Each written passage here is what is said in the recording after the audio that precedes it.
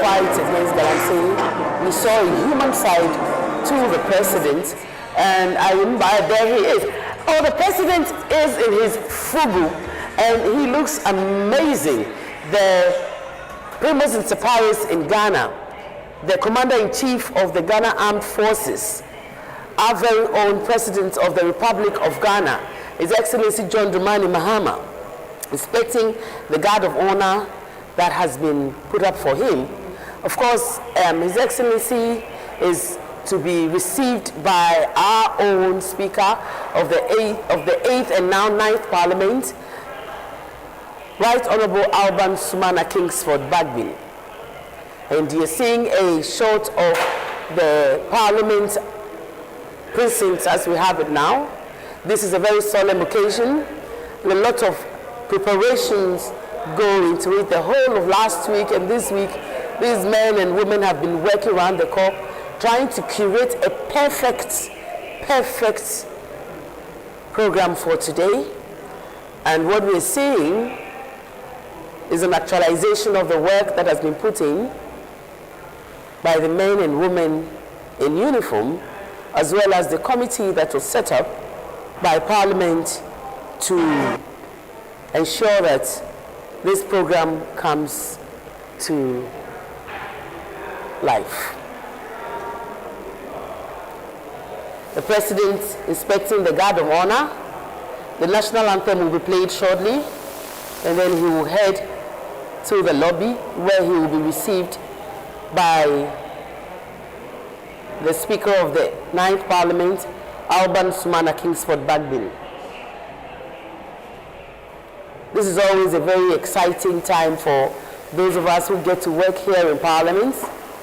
It's a time where your sense of Ghanaianness becomes more pronounced, and you enjoy every bit of your duty as somebody who is serving a country like ours and who is doing amazing duties Your Excellency, for a beautiful country especially like Ghana. May I have the permission to carry on, Your Excellency?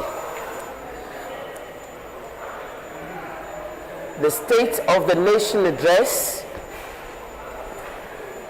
we refer to it as SONA. It's an address, it's a message on the state of our nation. Usually topics or areas that are likely to be spoken about include the economic performance of the executive, infrastructure, governance and anti-corruption efforts.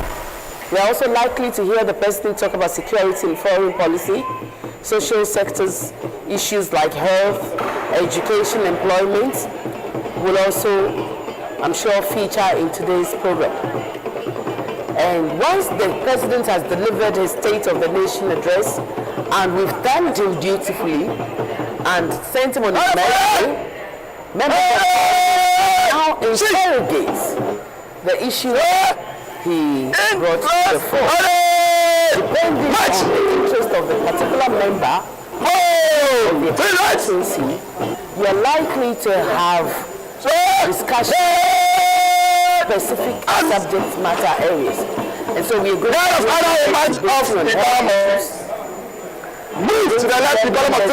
debating economy. We are going to hear members debating on issues that affect Parliament,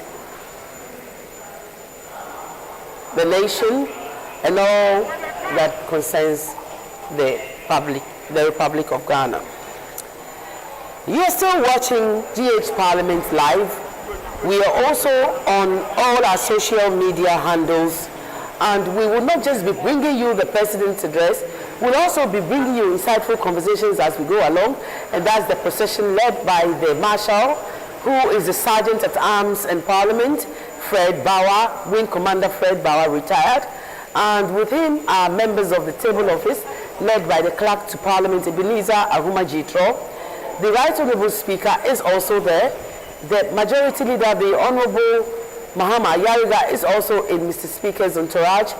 The Minority Leader, Osahin Afenimakin, is also a member of Speaker's delegation to receive the Right Honourable Speaker, the President of the Republic of Ghana. I think I've spent too much time in the legislature. We'll also have representatives from the Women Caucus receiving the president at the Speaker's lobby. Formal photographs are usually taken. That's the part that we don't usually show you. Formal photographs will be taken, and then the president will then come to the chamber to deliver his address. I like this bubu with the fugu thing on it. It's very nice. Now you are seeing the minority side of the house. Members are, doing what members of parliament all over the world do. One of the tools of parliamentary practice and procedures is called heckling or filibustering, generally disagreeing or agreeing vociferously. And they form part of the work of parliament. And a parliament that is quiet is a parliament that is not thriving. And so usually you find that thriving democracies will have parliaments that are very, very vociferous. But as the late great Nelson was saying, the work of parliament is notified. And so the right honourable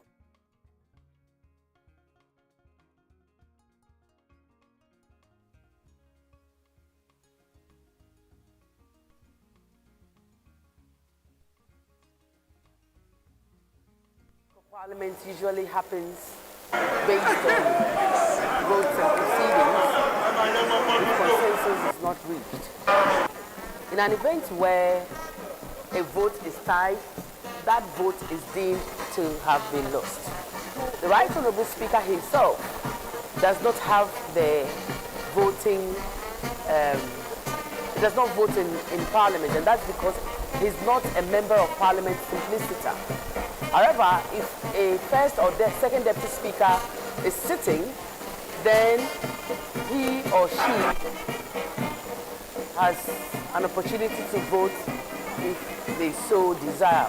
And the Chief Justice is in readiness, waiting for this all-important address by the President of the Republic of Ghana. The life of Parliament is a 4-year term, and what happens every day when we meet here referred to as a sitting. Now, various sittings become a meeting. Meetings in which is referred to in Parliament as a session. And we have 4 sessions in a term of Parliament. Parliament is 4 years. And so when you take our agenda paper, you find that today, for instance, will be, I think, the 17th sitting of the first meeting of the second session of the 9th Parliament, 4th Republic of our beautiful country, Ghana. And we find that sometimes these phrases can be quite confusing to ordinary citizens. But the work of Parliament is quite simple. And these are things that we do to distinguish our daily activities from Justice Paul Bafo-Bonny, Chief Justice, is also mandated to be in our shots in readiness for this important occasion. And we have our beautiful kente backdrop donated to us by His Royal Majesty, the King of Ashanti, Otumfuo Osei-Tutu II. He donated the kente to us. Professor Kingsley Nyaku, in our short at the moment, experienced member of Parliament and a lecturer. Follow out the other officer. Minister of Tourism also here with us, and other key members of Parliament from the majority side, waiting to receive His Excellency John Dramani Mahama. And at this point, I can assure you that the staff are all over rushing to make sure that everything is working with precision. Activities are created to ensure a minute-by-minute execution of preparations that would have gone on for months. We have former members of parliament, former speakers. I've noticed that President John Ejekum Kufuor is here in the house with us.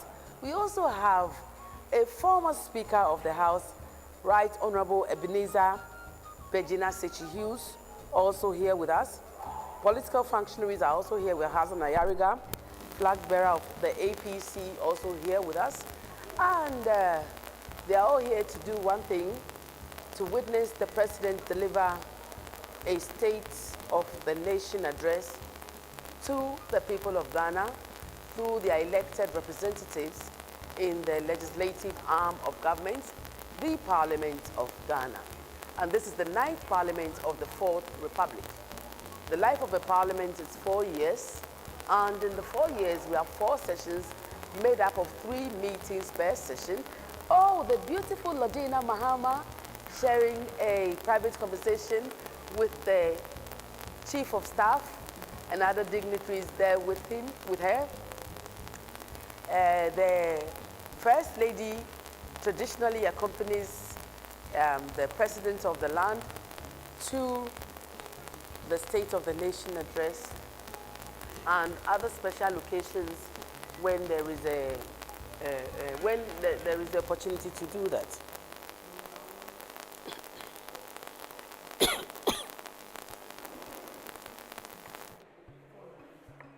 Her Excellency Lodina Mahama is no stranger to Parliament. We used to see her here when her husband was a member of Parliament, and she was always a very hands-on woman, a very kind and pathetic First Lady who has time and ears for anybody that comes, you know, to speak to her. She's more likely to say hello first when you see her. A very, very affable and pathetic First Lady. The judiciary, as an arm of government, continues to partner Parliament in our lawmaking endeavors. And conversations have been had in academic corridors as to whether it is time to have strict separation of powers, or whether to continue with a hybrid system that we practice. At the moment, Ghana practices a hybrid system of the British parliamentary system and the American presidential system. And this system mandates the president, the executive president, to draw majority of his members. Oh, and that's our first deputy speaker, the Honorable Bernard Ahiafo. Better memory makes you 10 times faster at learning. We have the Honorable Samu Kujito and Honorable Agalga also in our shots at the moment. And as you can all see, everyone is waiting eagerly. And the second deputy speaker, the Honorable Andrew Esiama, also smiling beautifully.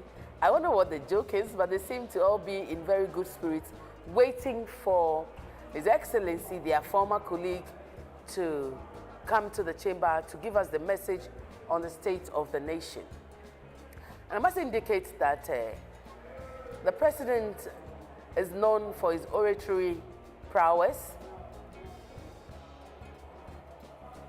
a communicator's communicator, and it is thought that when he delivers a policy message, he is able to humanize it and make it relatable. And that's what effective messaging is about. Members in the minority, members in the majority wearing white. The beauty of diversity of ideas. And that's the Honorable Roxanne Dafia. 75% off, and it's on your doorstep in 3 to 4 days. It's a spiral-bound full-colour book with 140 plus practical remedies you'll actually use. Generally, and right now, members seem to be in very good spirits this morning, and it's our hope that this good spirit and conviviality. Oh, this is our one and only former leader, Minister of Finance, Honorable Kesil Atuforsin. He was in the House not so long ago. Members of Parliament are now doing what members of Parliament do best.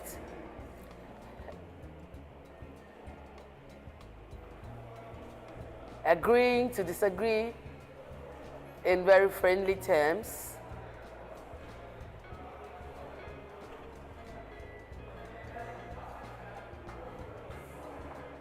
The House of Parliament is a house where dissenting voices are allowed. The Honorable Samson Ahi Inashort, another really experienced member of Parliament with many, many, many years of experience.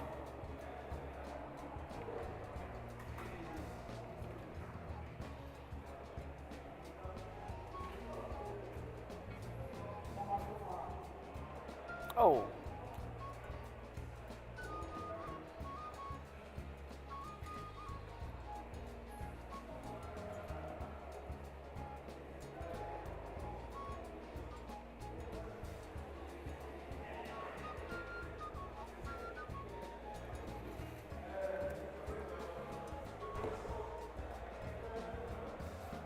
So the tradition in Parliament is that when the Right Honourable Speaker receives the President, he will conduct him to his lobby where they will confer and hopefully take a few memorable photos before they come to the chamber to conduct business. The President is no stranger to the House, Honourable Collins Dauda. He has been here forever, just like some of us. He's an old member of Parliament, and he has an Honourable Patricia Epieje, also an old member of Parliament's deputy minority leader, breaking the glass ceilings for other females to follow. A very hard-working deputy leader, compliments her leader beautifully.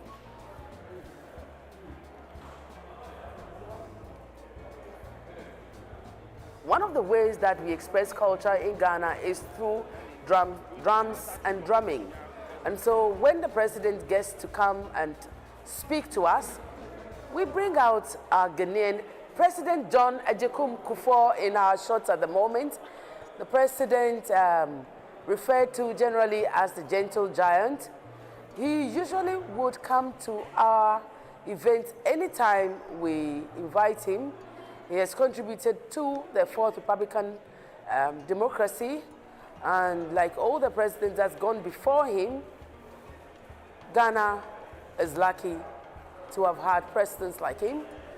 Ghana is fortunate to have President John Dramani Mahama, and that's our Attorney General in our shot, the Honorable Ayini, and Honorable Bejira also in our shot, wearing his boo-boo and waiting for the President to come.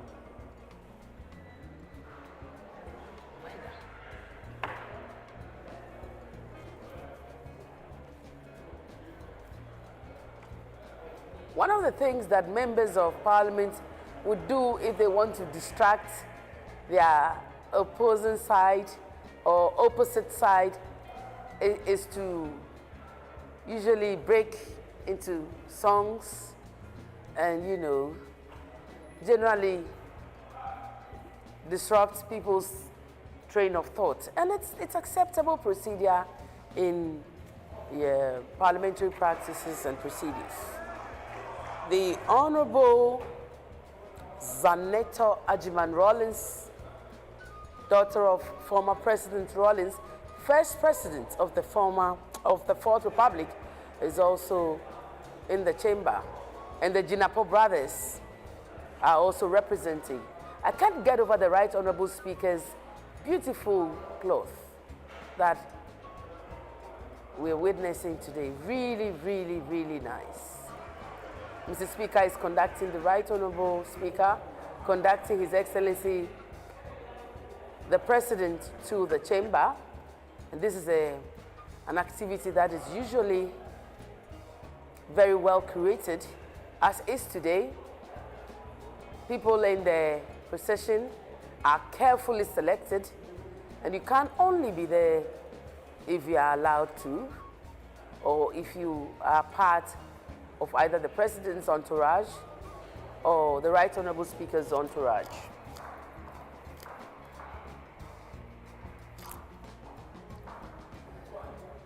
Oh, this is sombering. A sombering thought just occurred to me. On an occasion like this, we would have had the late former president, and like I said, the talking drums. We speak to our elders through appellations and drums. And so the Phantom From is doing the talking as we welcome His Excellency John Dramani Mahama to his very own house, the Parliament of Ghana. Parliament is an embodiment of democracy. It is thought that a country that does not have institutionalized parliaments are not regarded as democratic, and that's the leaders of the two caucuses with the Right Honorable Speaker, and of course, our very own mother, Professor Nana Jane Opoku-Agyeman, in her beautiful fugu, accompanying the president. I see the chief protocol officer for His Excellency John Dramani Mahama ushering the president to his seat. Once the president enters, the state sword enters with him. The state sword is the symbol of national authority. And once the president is here, the national anthem will be played.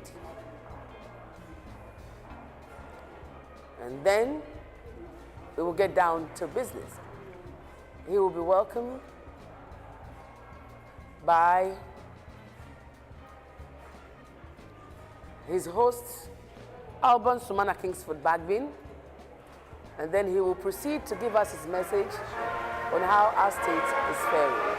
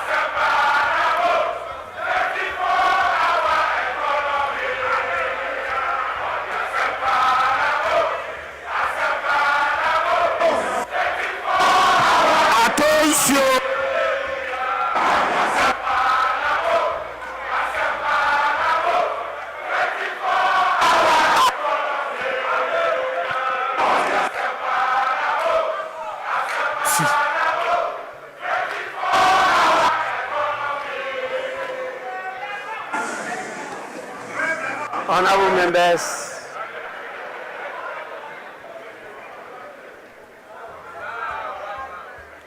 honorable members,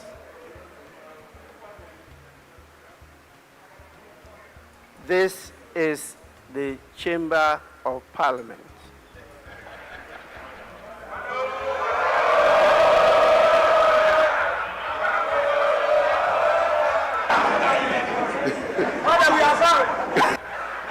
Honorable members, the House is extremely privileged to have the President of His Excellency John Dramani Mahama, President of the Republic and Commander-in-Chief of the Ghana Armed Forces in this August September. His Excellency, the President is here in accordance with Article 67 of the Constitution of the Republic, to deliver a message on the state of the nation to this honorable House. On behalf of leadership and honorable members, it is my privilege and singular honor to welcome His Excellency the President of the Republic to this august House. Honorable members, before I invite His Excellency the President to deliver a message on the state of the nation, permit me to recognize the presence in this chamber the following distinguished personalities.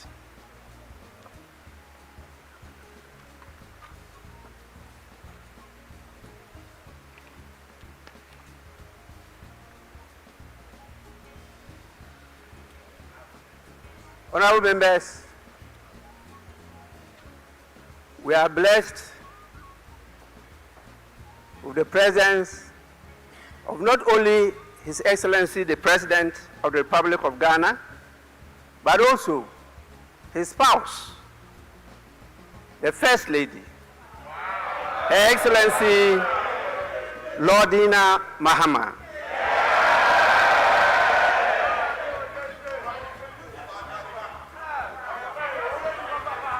We also have the presence of the Vice President, the First Lady in Ghana to be a Vice President. Her Excellency Professor Jane Nana Opoku Ajiman.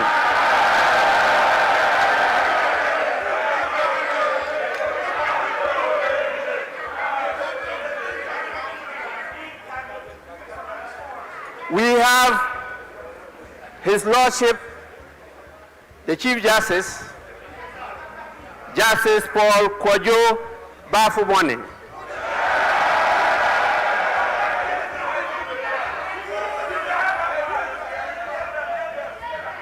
Honorable members, he did not come alone. He came with his spouse, who, as you all know, is the Director General of the Prisons Service. Honorable members, honorable members,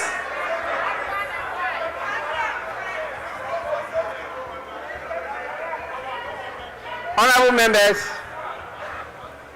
I'm talking about Mrs. Patience Bafuboni.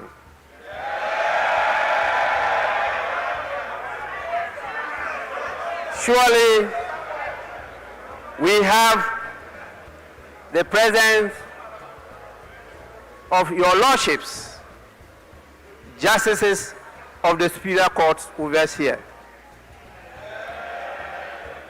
We also have the chairman of the Council of State and the former Speaker of Parliament, Right Honorable Edward Do Ajaho.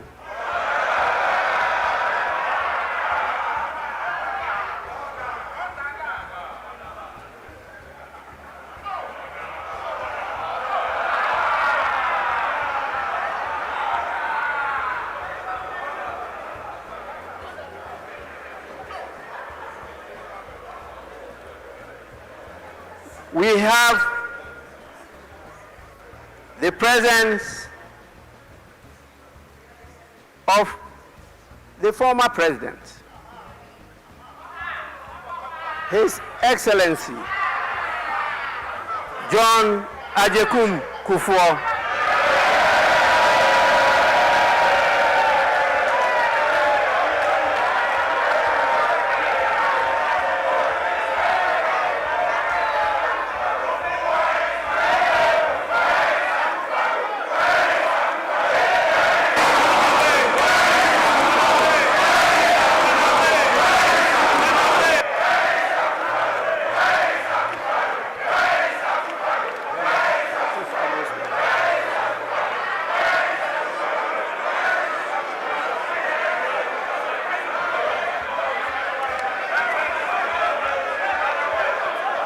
Honorable members,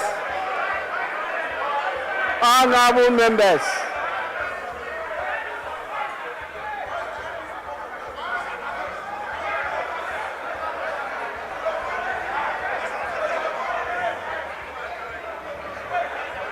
honorable members,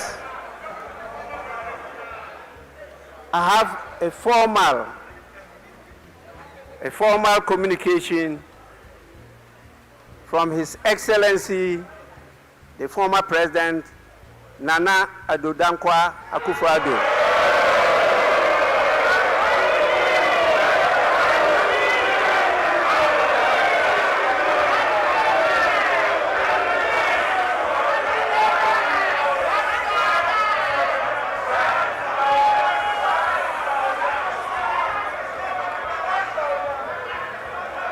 He expresses his gratitude to the invitation for him to be here.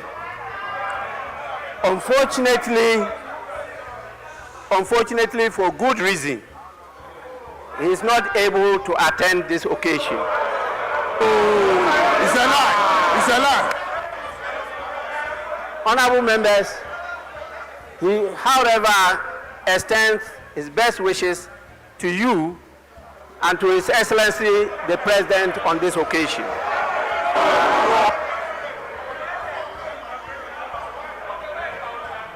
Honorable members,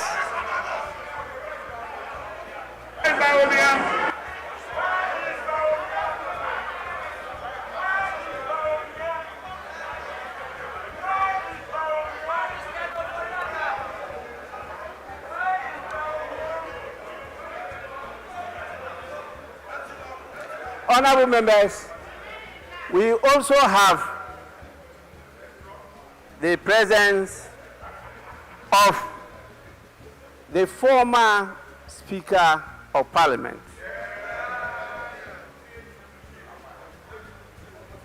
Right Honorable Sechi Hughes.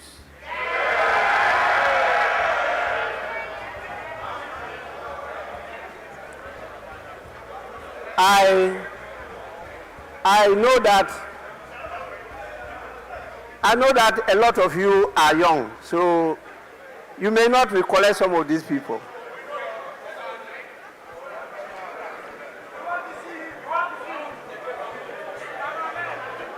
Honorable members, we also have a number of the members of the Council of State who are here today. We have also the presence of the Chief of Staff, Honorable Julius Debra.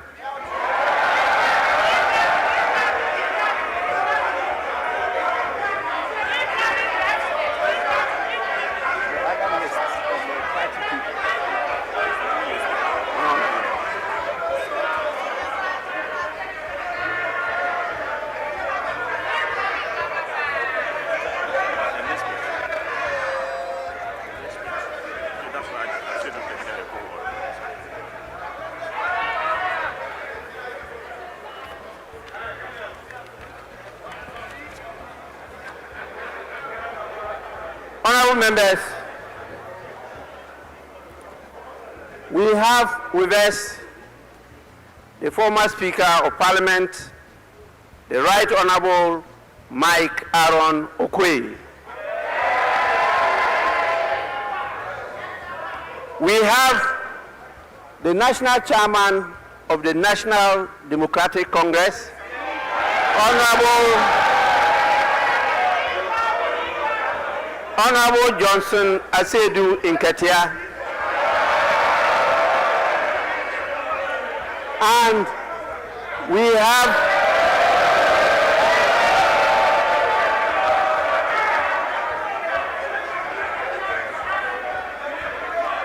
have the acting National Chairman of the New Patriotic Party, Mr. Dankwa Smith Bute.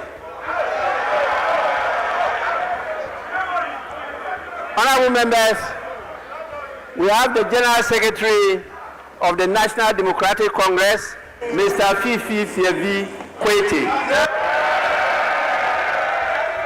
And we have the General Secretary of the New Patriotic Party, Mr. Justin Frimpong Kodia. For sure, we have, as usual,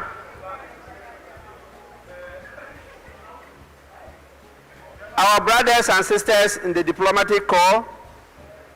Many of them are here with us, and they are distinguishedly seated at the public gallery. We also have the heads of the various security services.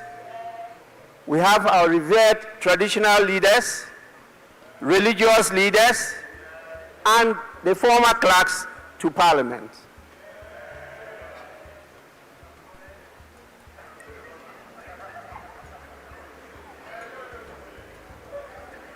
Honorable members, on your behalf, I warmly welcome all of them to the House.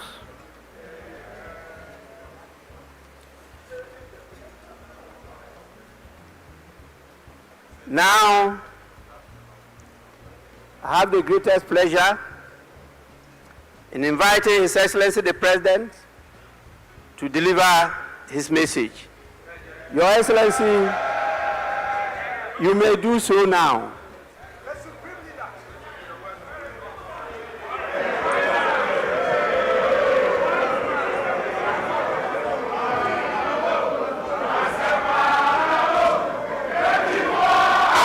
Attention!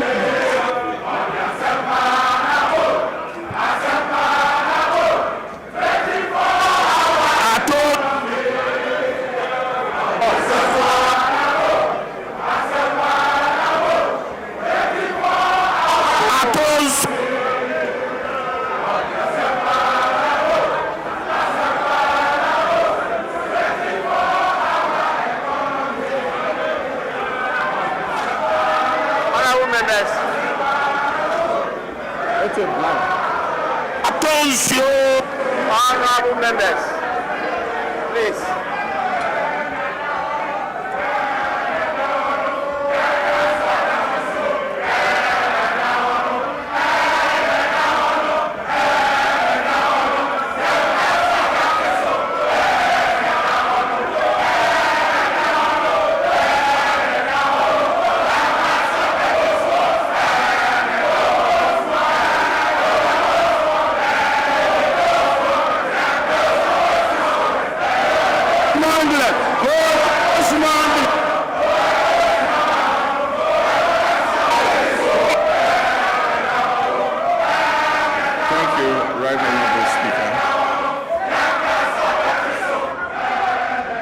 Thank you, Right Honorable Speaker. Honorable members of this august House, Your Excellency, the Vice President, Jane Nana Opoku-Agyeman, Your Lordship, the Chief Justice, the good people of Ghana, friends of the media, ladies and gentlemen, and let me proceed on the protocol so well established by the Speaker and say, distinguished guests, ladies and gentlemen. It is both a profound honor and a constitutional duty to appear before this august House to deliver a message on the state of the nation as required by Article 67 of our Constitution. I do this with the perspective and through decades of public service, including my time in this very chamber as a Member of Parliament representing Bole Bamboy, and my previous term of office as President of the Republic from 2012 to 2017. My journey in public service, like that of our nation, has not followed a straight path.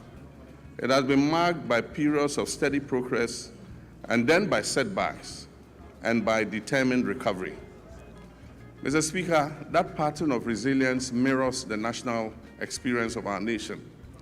And today I stand before you to speak to another such defining moment a moment in which our nation is on the rebound of national renewal and of restored hope. This moment is being shaped by hard choices, institutional resolve, and a renewed commitment to stability and national purpose. Mr. Speaker, in just a few days, on 6th March 2026, our dear nation Ghana will celebrate 69 years of independence on the theme, Building Prosperity, Restoring Hope. This theme is not merely ceremonial, it is the blueprint that guides our administration's vision and actions. It reflects where we have been, it acknowledges the difficulties we have endured, and confidently declares the direction in which we are headed. At the heart of this vision are two complementary and mutually reinforcing agendas. One, the Resetting Ghana agenda, and two, the Accra Reset. The Resetting Ghana agenda is our national commitment to restore economic stability, rebuild public trust in our democracy, strengthen our institutions, and deliver tangible improvements in the lives of ordinary Ghanaians. It is about turning the page on years of mismanagement and confronting our challenges with honesty, and charting a new course anchored in fiscal discipline, transparency, and sustainable development. The Accra Reset, on the other hand, is our continental commitment. It recognizes that Ghana's prosperity cannot be separated from Africa's progress. It calls for a fundamental shift in how African nations relate to one another and to the world, from dependence to self-reliance, from fragmentation to integration, and from reactive postures to strategic leadership. Mr. Speaker, these two agendas are deeply interlinked because we cannot build lasting prosperity at home without contributing to stability and growth across our continent. Equally, we cannot lead effectively on the continental stage if our own house is not in order. Together, these frameworks demonstrate our determination to restore hope, not merely as a promise, but as a lived reality of Ghanaians and Africans alike. As we build on the foundation laid in 2025, the first year of my return to the presidency, we do so with clarity of purpose, unity of action, and confidence in our ability to deliver a future worthy of our people's sacrifice and their aspirations. Mr. Speaker, this moment of national renewal unfolds against the backdrop of a world in profound flux. The global order we once knew is being rapidly reshaped, and the so-called rule-based international system endures only as long as it protects the advantages of those who designed it. Once emerging nations like ours begin to operate within those same rules to rebalance power, the very architects of that order prove willing to relax their commitments. Ghana, like many nations, has learned this hard truth. We cannot respond to this new reality with fragmentation, hesitation, or continued dependence. History has long taught us that resilience and prosperity will not be handed to us. They must be built deliberately through cooperation, self-belief, and strategic alignment. This era ahead demands that Africa must move from a posture of dependence to one of collective self-reliance. Mr. Speaker, it is in this spirit that Ghana has sought to play a convening and catalytic role on the continent. In the middle of last year, our capital, Accra, hosted African heads of state, policymakers, and development partners for a landmark health sovereignty summit. Together, we charted a new roadmap for healthcare financing and collaboration among African nations. And that message was clear. Africa must take ownership of its health security, pool its resources, deepen collaboration, and design financing solutions that reflect our realities rather than external prescriptions. Strong economies require healthy populations, and health sovereignty is inseparable from economic sovereignty. The same logic applies to trade, industry, and economic growth. Africa's future lies in dismantling our artificial borders, removing bottlenecks that stifle commerce, and fully activating a common market that allows our goods, services, and capital and ideas to move freely across the continent. no single African country, no matter how well endowed, can thrive alone in this new global environment. Rather, when we work together, our combined markets, our youthful populations, our natural resources, and our creativity will constitute one of the greatest economic opportunities of this century. Africa must summon the courage to shape its own destiny, building genuine sovereignty across Africa. The Global South requires a deliberate and disciplined plan, one that begins with unlocking the immense human and creative potential of our young people, strengthening regional value chains to add value to what we produce, mobilizing domestic capital to finance our own development, and speaking with a single, coordinated, and confident voice in global affairs. Mr. Speaker, this is how Africa can move from promise to power, from participation to leadership, and from dependence to self-reliance. The path forward is clear. Africa must rise with confidence, unity, and purpose. And Ghana stands ready not only to rebuild at home, but also to work hand in hand with our African brothers and sisters to shape a future that is defined by shared strength, dignity, and prosperity. Mr. Speaker, we are resolved here in Ghana to operate with our eyes open, to protect our sovereignty, and to design policies that place our people first. We'll continue to engage with the world, but on terms that reflect our interests. We will uphold global norms, but we will not outsource our judgment. And we will build resilience at home so that shifts in external power do not translate into hardship for our citizens. Mr. Speaker, when I last came before this House, I spoke candidly about the depth of the challenges we had inherited across all facets of our nation. Mr. Speaker, nowhere was this national malaise more evident than in the economic sector. We inherited an economy in severe crisis, burdened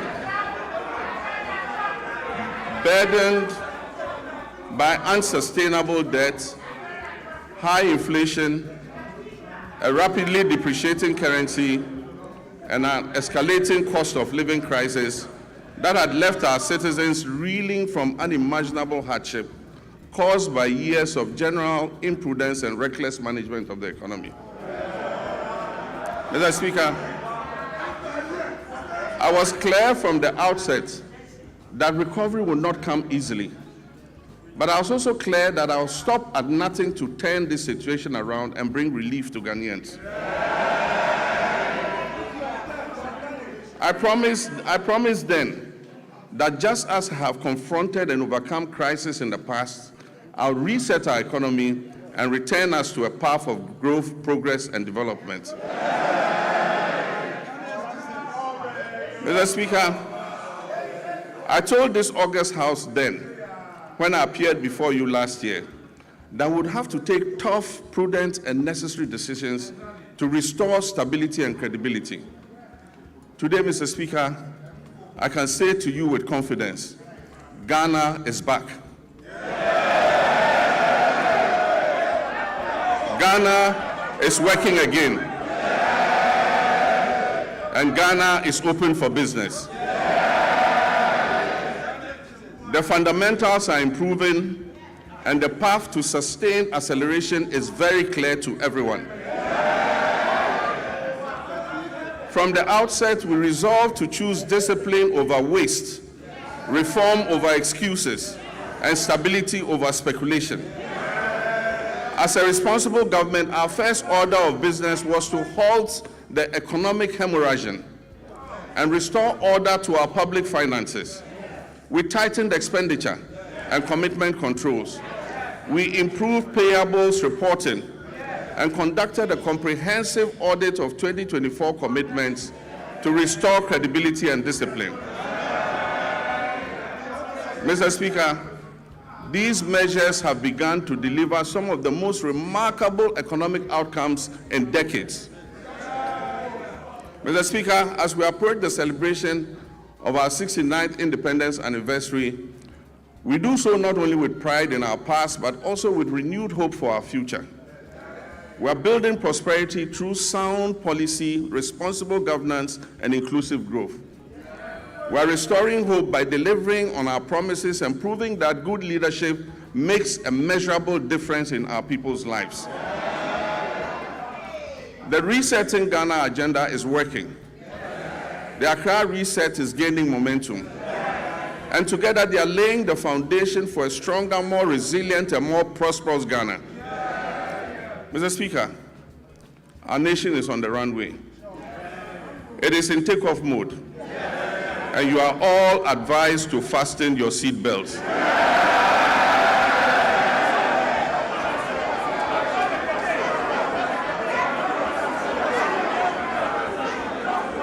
Mr. Speaker, the journey continues, and the direction is set, and the hope is real.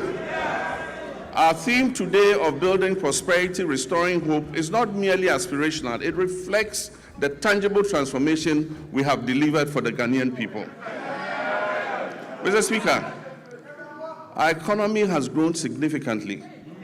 In 2025, Ghana's GDP is expected to reach $113 billion, an increase from $83 billion at the end of 2024. This has placed Ghana among the top 10 largest economies in Africa. Mr. Speaker, average GDP growth for the first 3 quarters of 2025 is reported at 6.1%. But growth means nothing without discipline. Our primary surplus reached 2.6% of GDP, far exceeding our target of 1.5%. Mr. Speaker, we closed our fiscal deficit at 3.1%, well below the projected 3.8%. Mr. Speaker, this is not prudent governance. It is promise-keeping, and it has benefited households and businesses because we have borrowed less and spent more responsibly. Interest rates have fallen, confidence has returned, private businesses are breathing again. Mr. Speaker, the 19th of December 2022 will go down as one of the darkest days in Ghana's economic history. On that day, Ghana declared its inability to honor its debt obligations. We declared a debt default and placed a moratorium on both domestic and foreign debt repayments. Following this, we entered a protracted and complex debt restructuring process. Ghana's debt became a shackle on our economic progress, dragging our nation down into hardship and despair. Looking at Ghana's restructured debt profile, it is clear that those who negotiated on our behalf were only intent on kicking the can down the road. With the largest debt repayments scheduled, interestingly, between 2025 and 2028. Mr. Speaker, we confronted this crisis with action, not rhetoric. We established sinking funds, we restructured obligations, and we pursued bilateral agreements. Mr. Speaker, the result, public debt fell by 82.1 billion Ghana cedis and took our debt to GDP from 61.8% to 45.3%. Mr. Speaker, this is one of the sharpest reductions of debt in Ghana's history. Mr. Speaker, just this year, after the New Year celebration on January 2nd, when people were still recovering from hangovers, we settled a US 709 million euro bond ahead of schedule. We settled a US dollar 709 million euro bond ahead of schedule, completing the US 1.4 billion in debt service that was meant for 2025.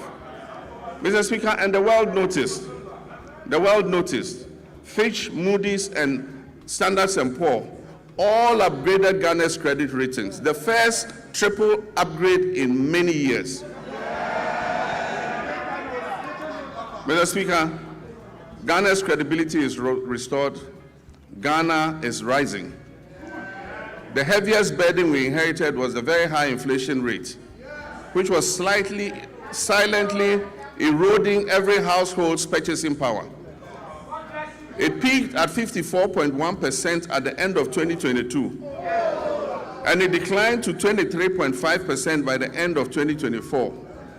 Mr. Speaker, we treated this with urgency. Through fiscal consolidation, currency stabilization, and disciplined monetary policy, inflation fell from 23.5% at the end of 2024 to 3.8%.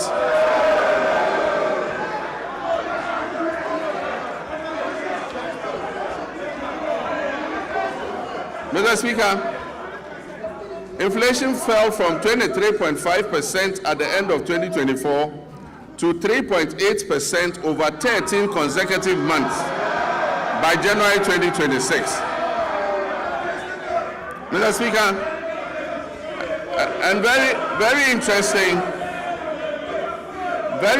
interesting, food inflation, which had been the main driver of the upward pressure on inflation, fell by 26.6 percentage points.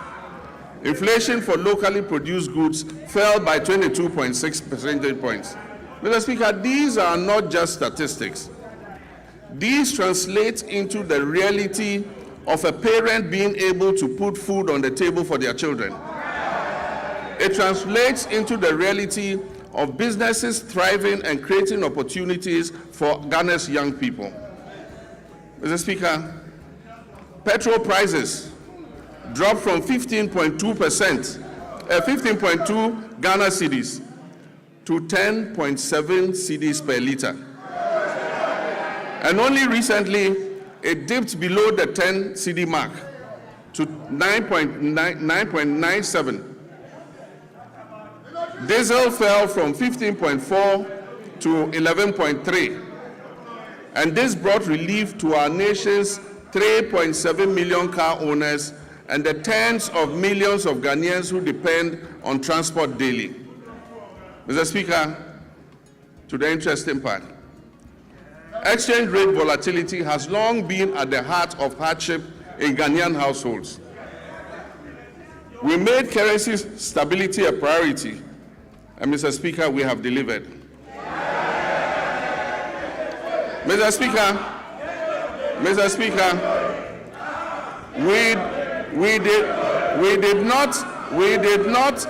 we did not arrest the dollar. We strengthened the cedi to put up a good fight against the other currencies.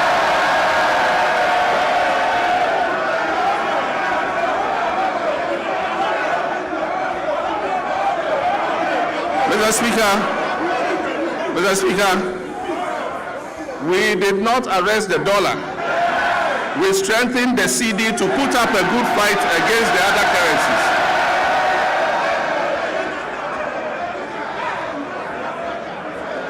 And I'm pleased to report to this House that the cedi appreciated by 40.7% against the US dollar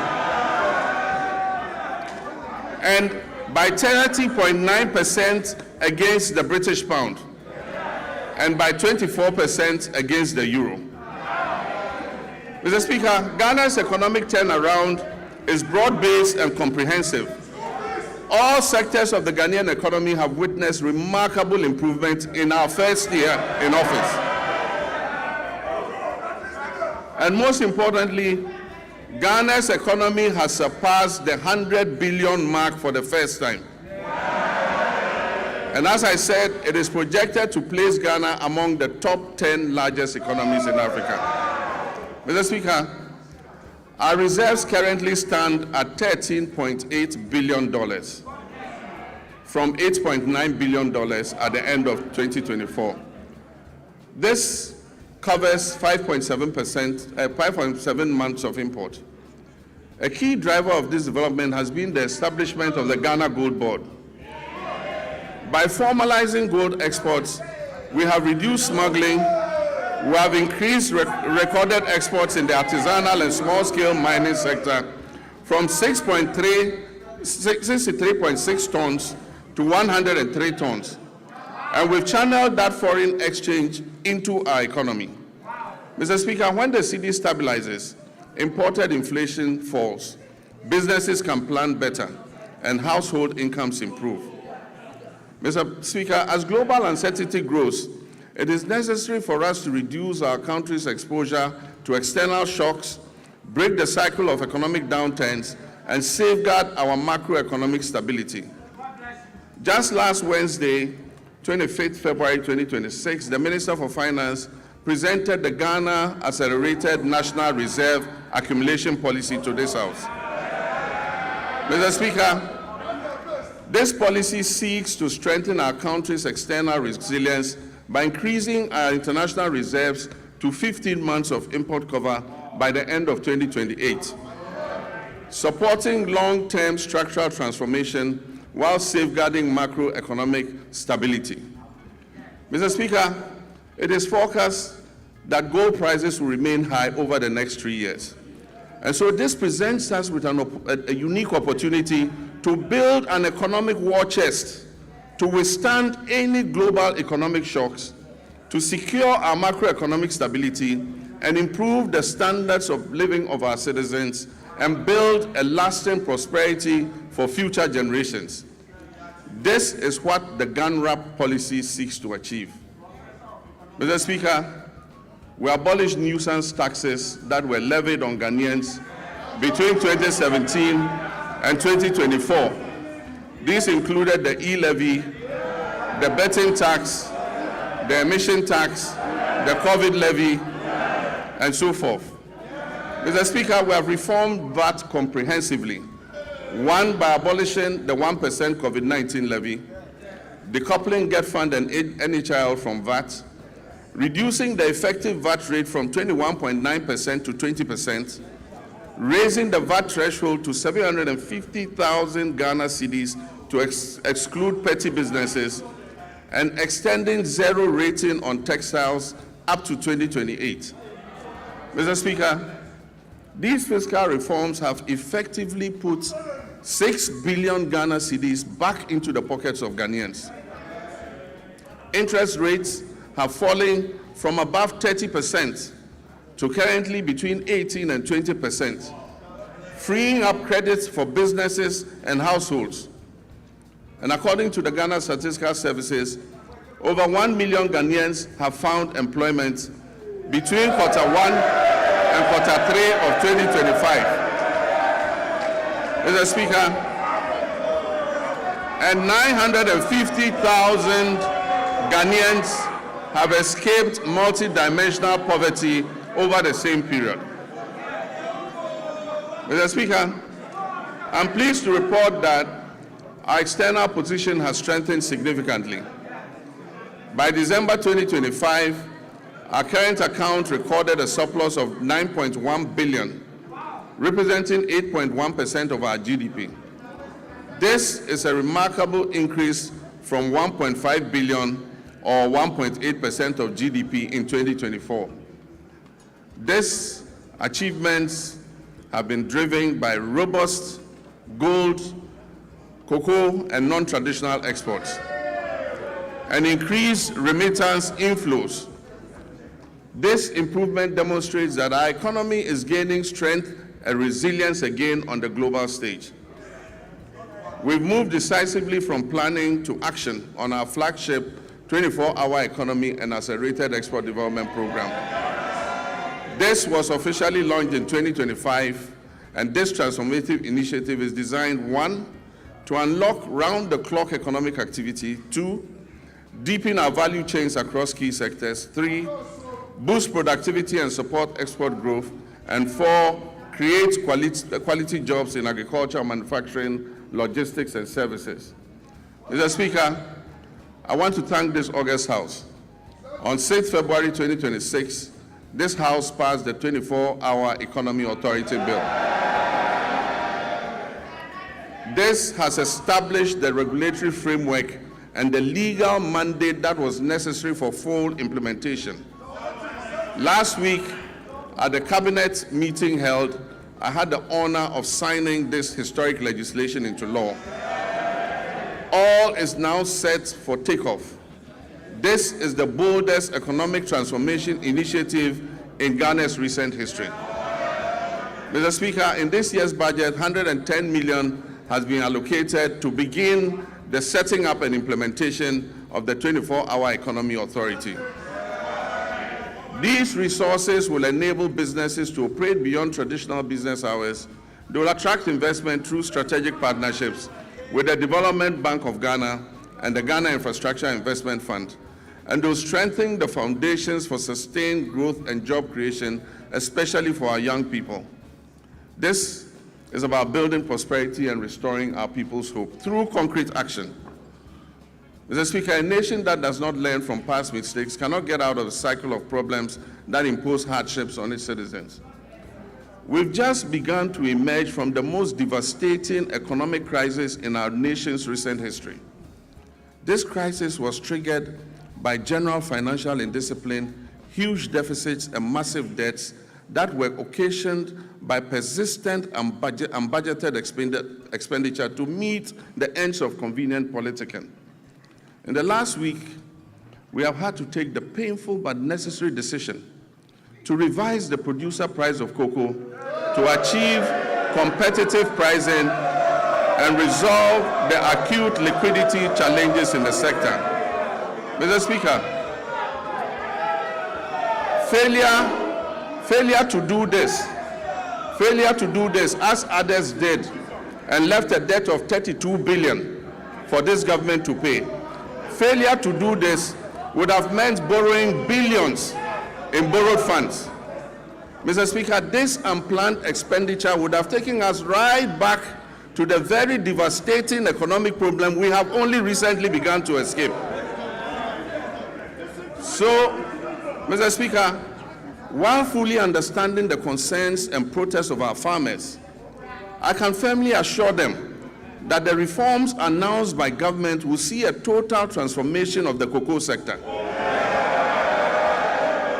And it will guarantee them a fair and transparent price that enables them to meet the cost of producing the commodity and making decent margins. Mr. Speaker, the difference between economic hardship and avoiding the same is the exercise of sound economic judgment. And I'm determined to take decisions that ensure our collective well-being and avoid the suffering of all our citizens. These are difficult decisions to take, but Mr. Speaker, I had to take them. Mr. Speaker, we are bringing legislation to this House to tighten our procurement processes by banning sole source contracts, except in exceptional circumstances. We'll also bring legislation to this House to make it mandatory to seek Parliament's prior approval before any government asset or property is leased out or sold. This includes lands and state enterprises. Mr. Speaker, last Tuesday, I caused the Minister of Finance to lay before this House the Value for Money Office Bill. This is a landmark measure, a fulfillment of yet another campaign promise to the good people of Ghana. And this is designed to decisively end waste, inflated contracts, abandoned projects, and chronic cost overruns that have for far too long drained the public purse. All these measures are intended to improve public trust and accountability. Mr. Speaker, in January 2025, we inherited an energy sector on the brink of collapse that had been precipitated by a severe financial crisis. The sector was burdened with a staggering debt of 80 billion Ghana cedis, strengthening the operational viability of key power producers. The 500 million World Bank partial risk guarantee, a critical risk mitigation instrument that was established in 2015 during my first term to safeguard the nearly 8 billion of private sector investment that was put into the offshore Cape Trade Points field, had been fully drawn down and exhausted. due to prolonged non-payment for gas consumed.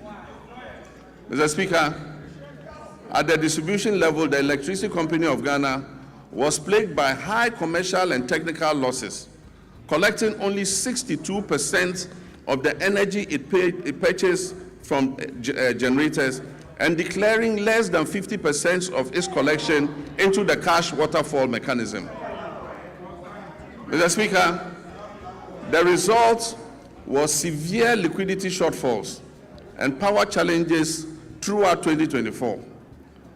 In the petroleum sector, years of policy inconsistency, regulatory inefficiencies, a lack of transparency, prolonged licensing processes, and unresolved legal disputes over field unitization had eroded investor confidence. Consequently, crude oil production declined by approximately 32% between 2019 and 2024. It fell from 71.4 million barrels per day to 48.2 million barrels. Mr. Speaker, I'm pleased to announce that as of December 31st, 2025, government has fully repaid and restored the entire 500 million World Bank guarantee, including interest. This has reinstated the facility in full and reaffirmed Ghana's standing as a credible and reliable partner on the global stage. Mr. Speaker, I can also announce that we are paying for every gas we are consuming today. In addition, between January and December 2025, through carefully coordinated policy actions, the government settled all outstanding gas invoices that were owed to ENI and Vitol, amounting to approximately $500 million. And so Ghana is now fully up to date with its gas consumption obligations to the Sankofa partners.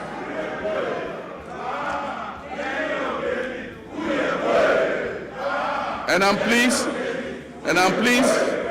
to announce that the 2026 budget has made adequate provision to ensure timely payments for all liquid natural gas that we consume going forward.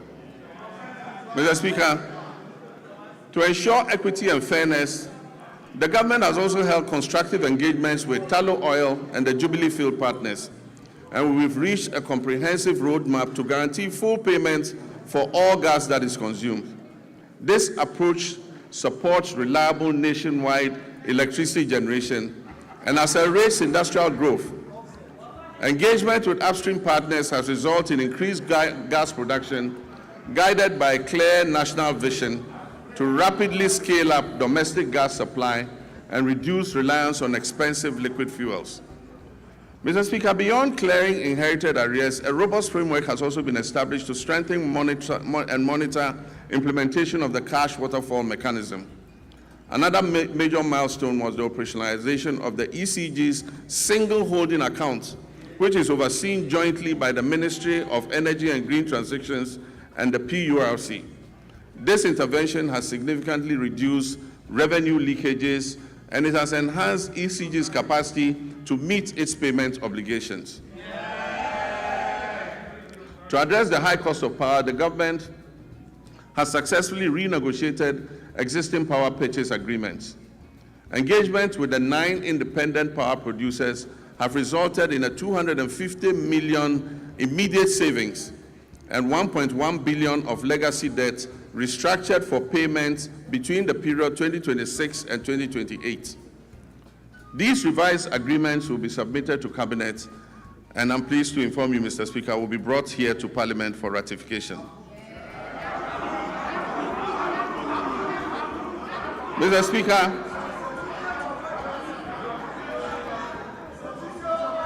under the Rural Electrification Program, 200 out of the 400 targeted communities have been connected to the national grid, with a further 100 at various stages of completion. The national electricity access for Ghana today stands at 89.05. We are committed to ensuring that every Ghanaian has access to reliable, affordable electricity.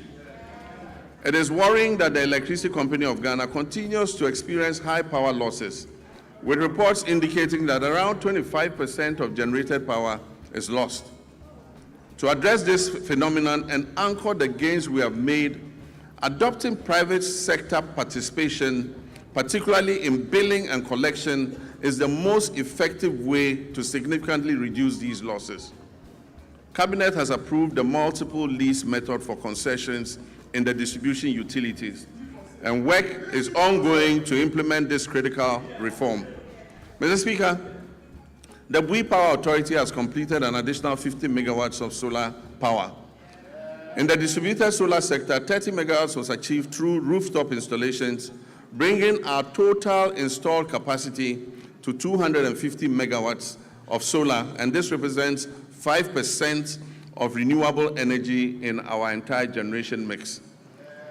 A few months ago, I broke ground for a 200 megawatt solar power project at the Dawa Industrial Zone, with the first 100 megawatts scheduled for completion in December 2026.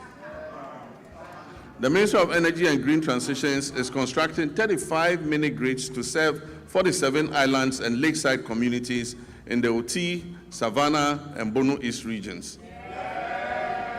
The ministry will also supply 12,000 new smart net meters from the end of the first quarter of this year, 2026. And under the off-grid solar home system for public institutions, delivery of materials for the first phase of 350 systems has commenced. It means that public institutions are going to be fitted with solar to reduce their power consumption.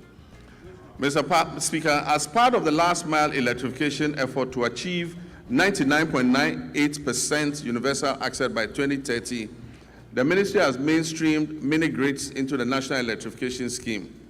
Consequently, a feasibility study for the Afram Plains North District was completed for 100 communities to receive solar power, bringing the total number of islands and lakeside communities in the Afram Plains North and South to 150 that are ready for mini-grid solar electrification. I'm pleased to announce that the African Development Bank has committed to providing $100 million to fund the construction of renewable energy-based mini-grids for these communities. Mr. Speaker, we've signed a memorandum of understanding with the Jubilee and Tenfield partners to commit another $2 billion to additional investment in the Jubilee field. This will include drilling up to 20 new wells, the first wells being drilled in more than 9 years.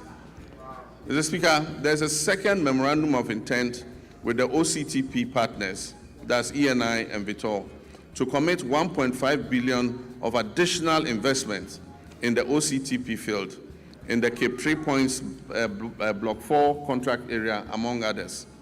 This agreement will significantly increase Ghana's oil and gas production, thereby enhancing energy security, domestic demand, and infrastructure development. Mr. Speaker, we're on course to revitalize the Ghana Cylinder Manufacturing Company through a strategic partnership with the National Petroleum Authority, Ghana Gas, and the Ghana Commercial Bank. This will boost production, ensure a steady supply of safe LPG cylinders, and strengthen local manufacturing. Mr. Speaker, I'm also pleased to announce to you that Tema Oil Refinery is back.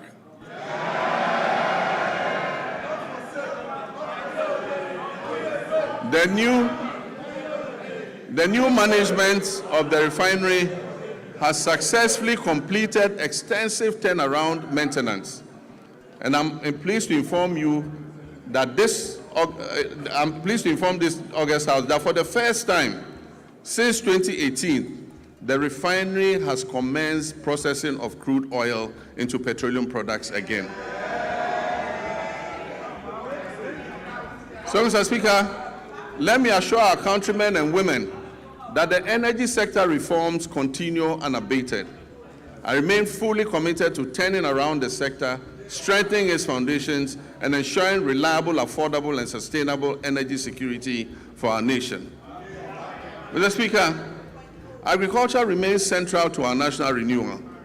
Since January 2025, this administration has embarked on a decisive reset of Ghana's agricultural sector under our Agriculture for Economic Transformation agenda, with the Feed Ghana program serving as the flagship vehicle for implementation.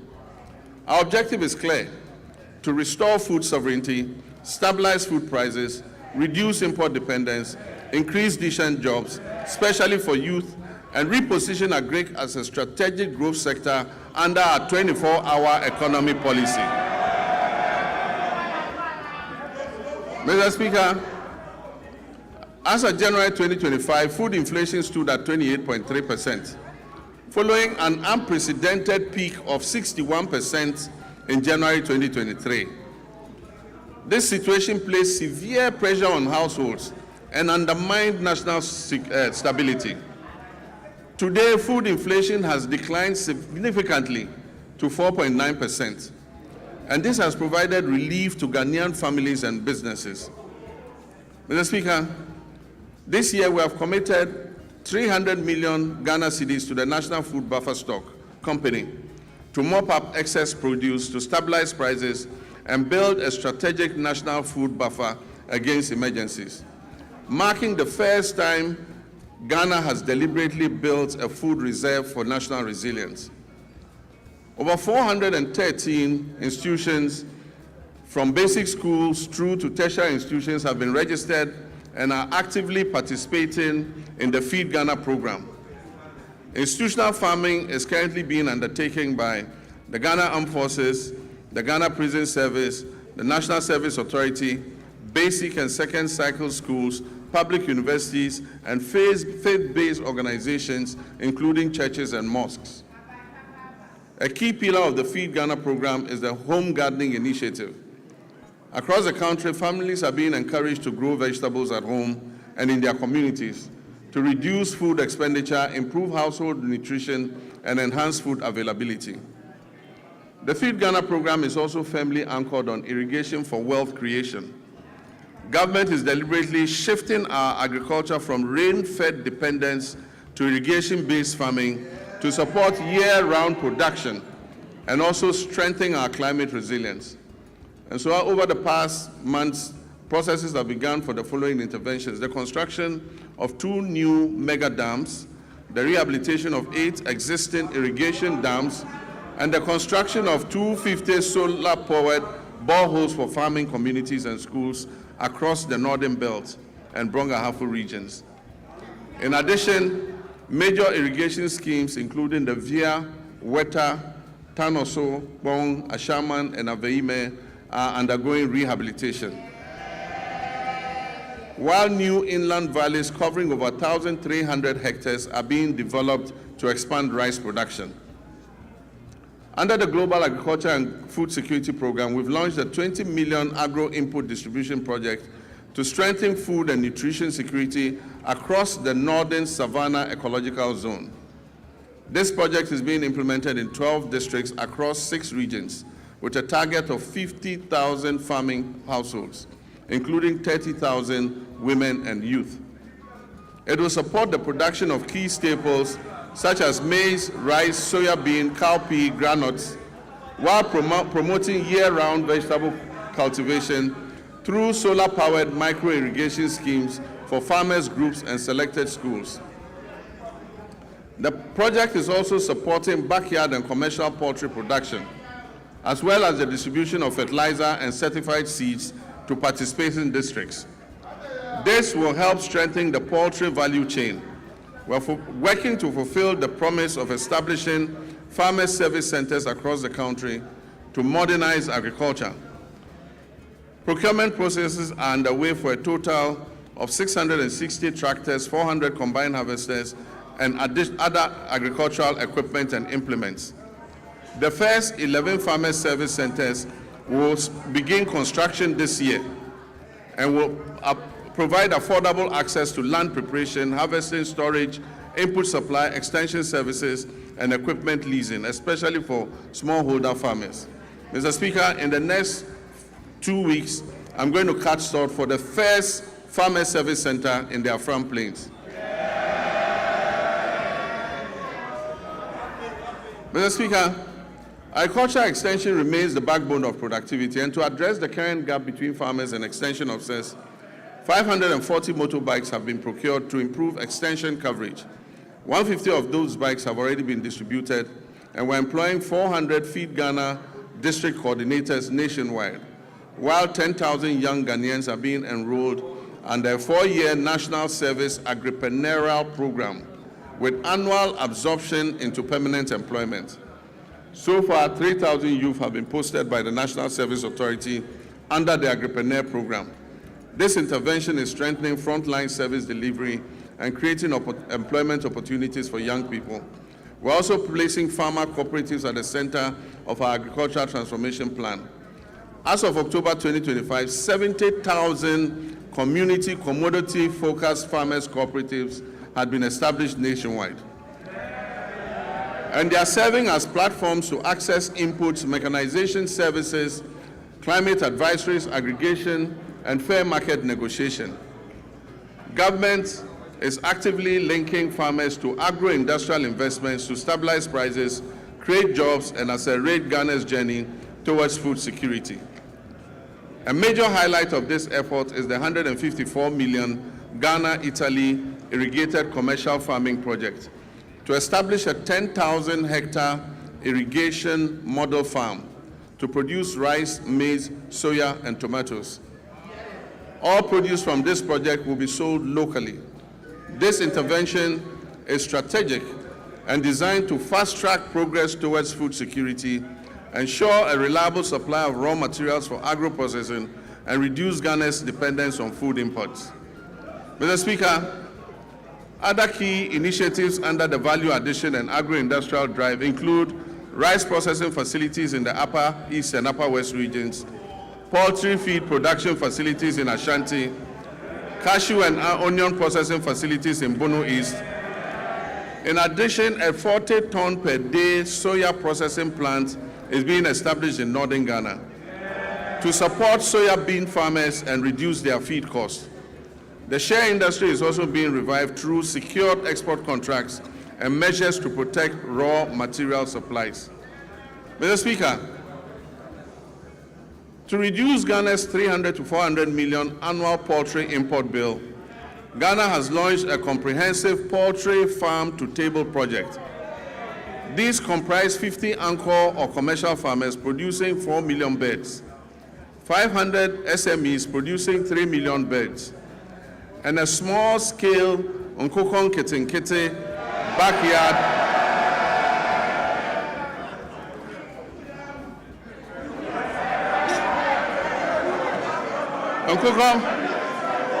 and a small-scale Nkokon Kitinkiti backyard poultry program that is targeting 3 million birds nationwide, with emphasis on women and young children.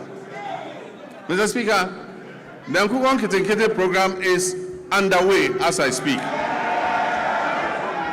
and the target is to reach 60,000 households. Even before I launched the Nkokon Kitinkiti program, 720 birds had been distributed during the pilot phase to 13,000 farmers in 12 districts. I recently opened a poultry processing factory in Bichim to support expected production growth in the poultry sector. Mr. Speaker, education is important, and it remains pivotal to our national transformation agenda. In this regard, the year 2025 was both eventful and momentous for Ghana's education sector. I'm pleased to report that all the flagship initiatives and commitments that were contained in our Reset Agenda Manifesto have been faithfully honored during the year under review. The No Fee Stress initiative was successfully launched in Koforidua, and as I speak has benefited over 152,000 young people, first-year students in public tertiary universities. The number of beneficiaries this year is projected to reach 220,000 first-year students. In collaboration with the Student Loan Trust Fund, I have good news for law students. Law students in Ghana will also be now able to access the student loan scheme to pursue their legal education. Mr. Speaker, the free tertiary education policy for persons with disability has also been launched and is now fully benefiting all eligible persons with disabilities enrolled in our tertiary institutions nationwide. Mr. Speaker, the 2025 academic year saw a stable, uninterrupted supply of quality food to all our schools under the free senior high school program. Mr. Speaker, to further deepen coordination, accountability, and effectiveness in the education sector, this Honorable House passed several important pieces of legislation. These include: 1, the Kwame Nkrumah University of Science and Technology Bill 2025, the Ghana Scholarships Authority Bill 2025, the Change of University Names Bill 2025, the University for Development Studies Bill 2025, and the Ghana Education Trust Fund Bill 2025. To enhance private sector participation in the tertiary education sector, new legislation will be introduced in this House to ease regulatory bottlenecks and remove the requirement to charter, making it optional. Mr. Speaker, basic education remains the critical entry point into our education system.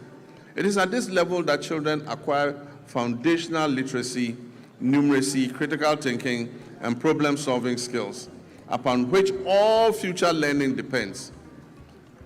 Government understands the importance of the basic sector and is therefore undertaking a major policy shift to rebalance our education investments in favor of basic education. As part of this shift, the standards-based curriculum for kindergarten to primary 6 is currently under review to incorporate robotics, coding, and the responsible integration of generative artificial intelligence. Additionally, as part of the ongoing curriculum review, artificial intelligence education will be introduced at an age appropriate and developmentally sensitive, with a strong emphasis on ethical use, digital responsibility, critical thinking, and human values. Mr. Speaker, in response to the persisting challenge of schools under trees, this government has programmed a bold and decisive intervention for the 2026 financial year. This includes the construction of 200 kindergarten blocks, 200 new primary school blocks, 200 new junior high schools nationwide. And I'm further pleased to inform this House adequate allocation has been done in the 2026 budget. I'm further pleased to inform this House that the government has fully cleared all outstanding capitation grant arrears owed to the public basic schools, as well as clearing all outstanding arrears of BEC exam registration subsidies due to the West African Exams Council. For previous years, the legacy debts to West African Examinations Council have all been cleared. Mr. Speaker, education for learners with special needs is not only a moral right, but also a sound, pragmatic investment. And it promotes equity and strengthens social cohesion. In recognition of this, the amended Get Fund Act has established a dedicated, sustainable funding framework to implement free education for learners with special needs, beginning in the 2026 academic year. Government has also increased the daily feeding grant for students in public special schools from 8 cedis per day to 15 cedis per day. This significant increment reflects our resolve to address the unique nutritional and health needs of learners with disability. In addition, Mr. Speaker, we'll construct a modern state-of-the-art special needs school in Ho in the Volta region, and we'll rehabilitate and upgrade the existing special needs schools in Okropong, Ekwapim, in fulfillment of our pledge also to provide free sanitary pads to schoolgirls as part of efforts to improve menstrual hygiene and reduce absenteeism among female learners. A total of 12.2 million packets of sanitary pads were distributed to girls in public schools across the country in 2025. Mr. Speaker, we allocated in this year's budget 292.4 million Ghana cedis to sustain the free sanitary pad initiative. This commitment aims to remove gender-specific barriers to education and ensure that no girl's education is interrupted due to challenges related to her menstrual hygiene. Mr. Speaker, as part of efforts to decongest senior high schools and increase access and ensure parity in educational opportunities, government is going to convert and upgrade 30 Category C secondary schools to Category B, and convert and upgrade 10 Category B schools to Category A. In addition, facilities in Category A schools are going to be upgraded and expanded to be able to take in more children. Technical and vocational education and training remain a critical pillar of our strategy to address youth unemployment and accelerate skills development. Government will construct 6 brand new regional TVET centers of excellence across the country to equip our young people with practical, industry-relevant skills aligned with the demands of the evolving job market. We're also undertaking a review of the national curriculum to align with the OECD Future of Education and Skills Framework. This will make TVET education more adaptive and resilient. Mr. Speaker, to expand access to higher education and support balanced regional growth and meet the rising demand for quality tertiary education, we've entered international partnerships to establish 2 new public universities, one in Kentapor in the Bono East region, another in Jasikan in the Oti region. I'm happy to announce also that a grant has been sourced from China to establish a new public university in Damango in the Savannah region. Mr. Speaker, technical universities play a critical role in closing the skills gap and reducing youth unemployment by delivering high-quality, industry-aligned and practice-oriented training within a broader policy framework that stimulates labor demand. In this regard, government is going to establish 3 new technical universities to strengthen skills development, enhance innovation, and support national industrialization efforts. Mr. Speaker, the Teachers Housing Initiative is a joint effort involving district assemblies, Common Fund, Get Fund, NAT, and JESOPs. And the aim is to build 50,000 housing units for teachers. This initiative is called the Teacher Dabre, maybe a teacher better. This partnership demonstrates our collective dedication to enhancing teachers' living conditions and boosting the retention of teachers, especially in rural and remote areas, and ensuring that teachers can live, work, and retire with dignity and security. Mr. Speaker, by prioritizing equitable access and expanding infrastructure, we're investing in human capital and laying the foundation for a Ghana where every child can learn, grow, and succeed. Mr. Speaker, our health system. By January 2025, our health system was under severe strain. Aging and deteriorating equipment, stalled hospital projects amounting to 15 billion Ghana cedis in liabilities, and growing workforce pressures had weakened service delivery.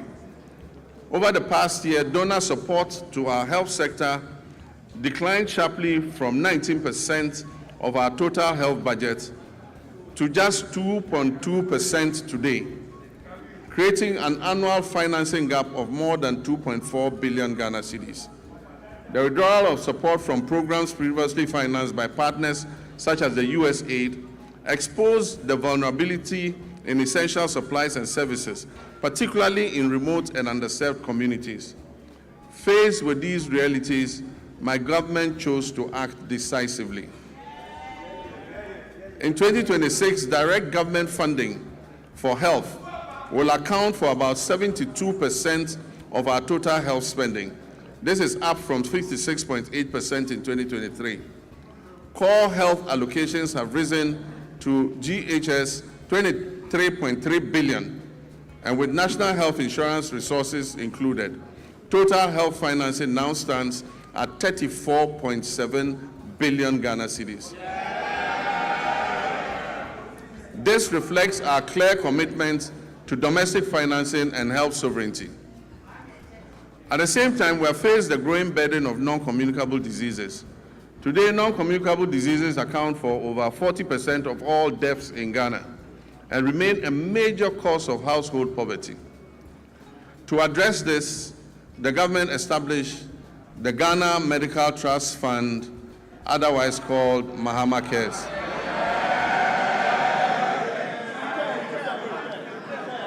Mr. Speaker, this is the first nationwide financing mechanism dedicated to chronic and non-communicable diseases. Mr. Speaker, the National Health Insurance Levy has been uncapped. Claims payments are now timely, with facilities no longer waiting more than 6 months as happened in the past for payment to be made. We're also finalizing measures to increase provider tariffs by over 100% to reflect the realistic cost of health treatment. As a result of the increased trust, NHIS enrollment has risen from 57% at the start of 2025 to 66% today.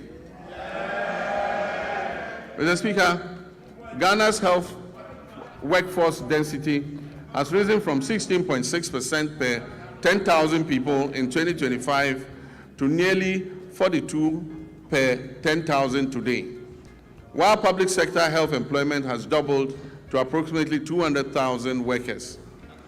And yet, significant challenges remain. At the beginning of 2025, when we took over, 103,000 trained health workers were still awaiting placement, employment, or enrollment onto the payroll. Over the past year, 13,500 nurses and midwives, along with hundreds of doctors and pharmacists, have been absorbed into the public payroll. Nursing trainee allowances have been regularized and restored. Application fees have been reduced, and the no-fee stress initiative introduced to ease access to training has been extended. Service conditions are being implemented to boost morale and retention. Looking ahead, government will expand recruitment and take necessary action to add more health workers onto the payroll. We will also correct the maldistribution of health workers through targeted incentives for health workers who agree to serve in underserved areas. Let me use this opportunity to appeal to our gallant health workers to accept postings to our underserved areas, seeing as it is a national call to duty, while we work to ensure that they have an enabling environment to do their work. Mr. Speaker, we will also scale up specialist and advanced nursing training to match the country's changing disease profile. New post-basic nursing programs in cardiology, nephrology, endocrinology, and oncology will be introduced. While the two existing ones, emergency and critical care nurses, will be scaled up. At least 30 nursing training institutions will transition to competency-based degree curriculums, supported by new scholarship opportunities for PhD-level training for nurses and allied health professionals. Mr. Speaker, on health infrastructure, my government remains firm in its commitment not to abandon unfinished projects. We'll continue to retool facilities, strengthen emergency and disease surveillance systems, and ensure that health infrastructure is properly aligned with staffing, equipment, and financing. In 2026 budget, provision has been made to commence regional hospitals in Oti, Savannah, and the Western North regions. This will expand access to quality care. Aligned with the reset agenda, we're making strategic investments in local pharmaceutical and vaccine production. The government has allocated 50 million in seed funding to the National Vaccine Institute. And in 2025, a local manufacturer secured market authorization to produce snake venom antiserum right here in Ghana. We're also finalizing steps to implement an advanced market commitment to prioritize locally manufactured vaccines and pharmaceuticals in public procurement. Production of the tetanus diphtheria vaccine is expected to commence this year through a partnership with an Indonesian pharmaceutical firm. Disease control remains our priority in our country's immunization financing. We will strengthen immunization financing. In 2025, the vaccine budget for children and pregnant women was increased by 46%, exceeding the 171 million Ghana cedis. And this enabled Ghana to fully and promptly finance all its vaccines and reduce the risk of preventable outbreaks. In 2025, we also introduced the HPV vaccine to protect young women and girls against cervical cancer. Mr. Speaker, Ghana's HIV prevalence rate is estimated at 1.6%. And as I speak with you, there are about 350,000 of our countrymen and women living with HIV and AIDS.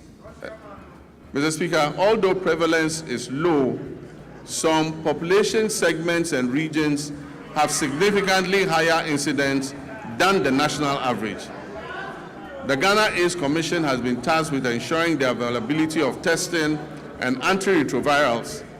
This year, government will fully roll out a free primary health care program, removing all cost barriers at the primary level where it is most needed, while strengthening prevention, screening, and health promotion, especially for non-communicable diseases.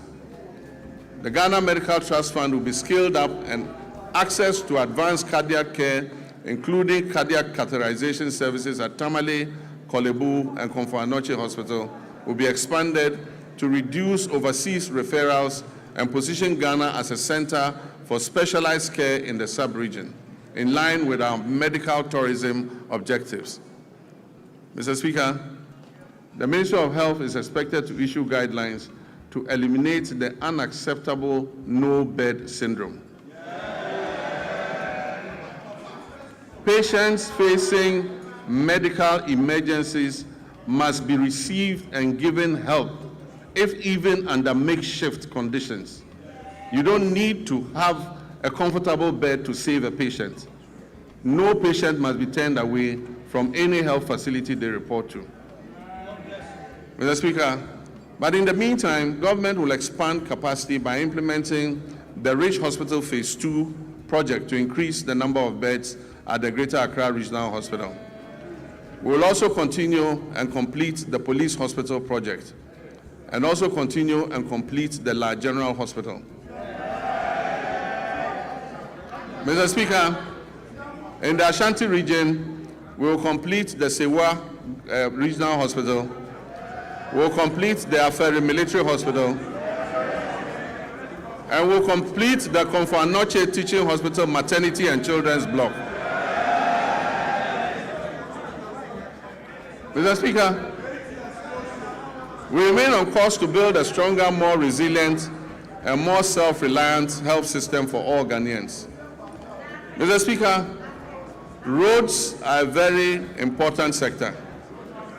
We inherited a burden of significant financial obligations and structural pressures in the road sector that had accumulated over the years.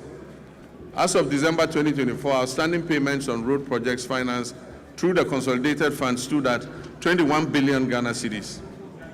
These were certified works executed by contractors across the country for which payment had not been made. In addition, indebtedness to contractors that was lodged with the Ghana Road Fund Secretariat and awaiting payment amounted to 5.43 billion Ghana cedis. This figure excludes accruing interest charges, which continue to compound the state's financial exposure. Mr. Speaker, beyond these areas, we inherited also contractual commitments, that is signed contracts, totaling more than 104 billion Ghana cedis. These commitments represent signed contracts for road projects at various stages of execution, many of them without corresponding secured funding to guarantee timely completion. By the end of 2025, the Ministry of Finance and Roads had cleared arrears amounting to almost 10 billion Ghana cedis owed to road contractors. And we are steadily continuing to reduce the road sector debts. Mr. Speaker, the famous Big Push infrastructure program. This is my vision for a national infrastructure drive to restore critical national infrastructure. Naturally, the bulk of the money is dedicated to the road sector. We want to open economic corridors, create jobs, and reduce the cost of doing business. Mr. Speaker, as I speak to you, work has started on 50 major road projects that cover a distance of 1,144 kilometers. The total estimated cost of these projects is 50 billion Ghana cedis. Meanwhile, government is also completing 23 projects that were awarded by the previous administration but were not paid for. These projects amount to another 573 kilometers and are estimated to cost 15 billion cedis. So if you add that to the 1,500, it means about 2,000 kilometers of roads are currently undergoing rehabilitation as I speak. This is the biggest major investment in our road sector in the history of Ghana.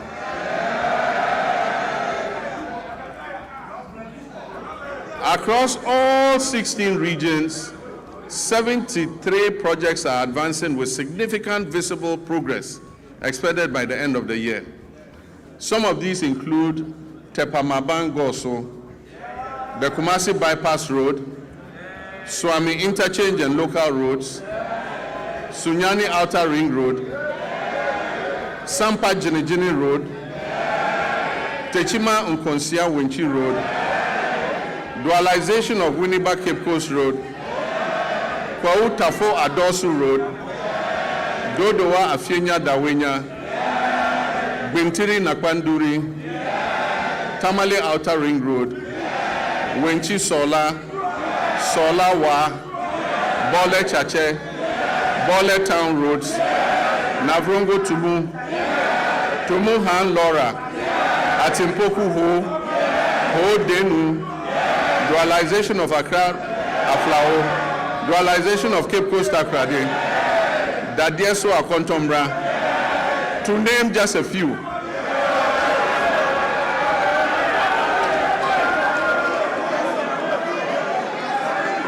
Mr. Speaker, other feeder roads are Akosombo Jakiti Kudukpe, Kudikope, Yeniam Junction Sedom, Apegosum Pakadan, Todome to Balime Gemini Road. Indeed, there are many others too numerous to mention. And as I said at the launch of the Big Push program, the whole of Ghana is going to become a construction site. And Mr. Speaker, Ghanaians can already testify that serious road works are underway across the country. Mr. Speaker, the Accra-Kumasi Expressway will be a 198.7 kilometer, 6-lane high-speed motorway. This expressway is designed to connect Ghana's two largest cities, Accra and Kumasi, and it will reduce the traveling time between Accra and Kumasi to approximately 2.5 hours. Mr. Speaker, this new alignment will have 8 interchanges and will be Ghana's first true expressway. And so government has established the Accra-Kumasi Expressway Limited, which is a subsidiary of the Ghana Infrastructure Investment Fund, as the concessionaire that will be mandated to design, to finance, construct, operate, and maintain the expressway, with the Ministry of Roads and Highways as the contracting authority. The project delivery is structured as a long-term concession of up to 50 years. Mr. Speaker, this expressway will be Ghana's first purpose-built expressway with limited access points, so goats and sheep cannot cross at any point. Mr. Speaker, it's designed for higher speed limits and modern safety infrastructure to reduce travel time and improve road safety. Preparatory activities including feasibility studies, the detailed designs and cost assessments are currently underway. This major road construction work aims to improve mobility, safety, and trade while connecting communities to markets and essential services. Mr. Speaker, the Eastern Corridor. We aim to complete all unfinished segments of the Eastern Corridor Road by the end of 2027. Mr. Speaker, we'll continue and complete the 27.7 Accra Temamoto Way and Extension Project. And this includes reconstructing the Accra Temamoto Way into a 4-lane expressway with 3-lane service roads in both directions, and interchanges at Ashaman, where you have the Ashaman underbridge. It will now be an interchange. There will be another interchange at Community 18 and Teshi Link. Mr. Speaker, it also involves remodeling the Tetekwashi interchange. Construction works are ongoing and progress is at 32%. Mr. Speaker, other important projects include the Kumasi Inner Ring Road, the Volivo Bridge over the Southern Volta River, the Dambai Bridge over the River Oti, and the Adoso Bridge over the River Afram at Eche Amanfrom. Mr. Speaker, the Ministry of Roads has received cabinet approval to reintroduce road tolls on our roads and our bridges. Mr. Speaker, this time using advanced technology to improve efficiency, transparency, and avoid leakages in revenue generation. Preparatory work is underway to ensure the reintroduction of tolling operations this year. Mr. Speaker, there is no doubt that an effective and efficient transport system is integral to any economic development plan. So to improve public transport services in the country, government is supporting Intercity SCC Coaches Limited, Metro Mass Transit Limited, and the private road transport operators to renew their fleets. Currently, a total of 300 buses have been procured to improve road transport. The initial batch of 100 buses is scheduled to arrive in the country by the end of the first quarter of this year. Mr. Speaker, in fulfillment of my pledge to re-establish a national airline, a 10-member task force established to oversee this initiative has submitted a business model and operational framework to guide the selection of a strategic partner for the new national airline. And this new national airline will take off soon, inshallah. Mr. Speaker, passenger traffic handled by the Ghana Airports Company increased to 3.625 million passengers in 2025. This was an increase from 3.4 million in 2024.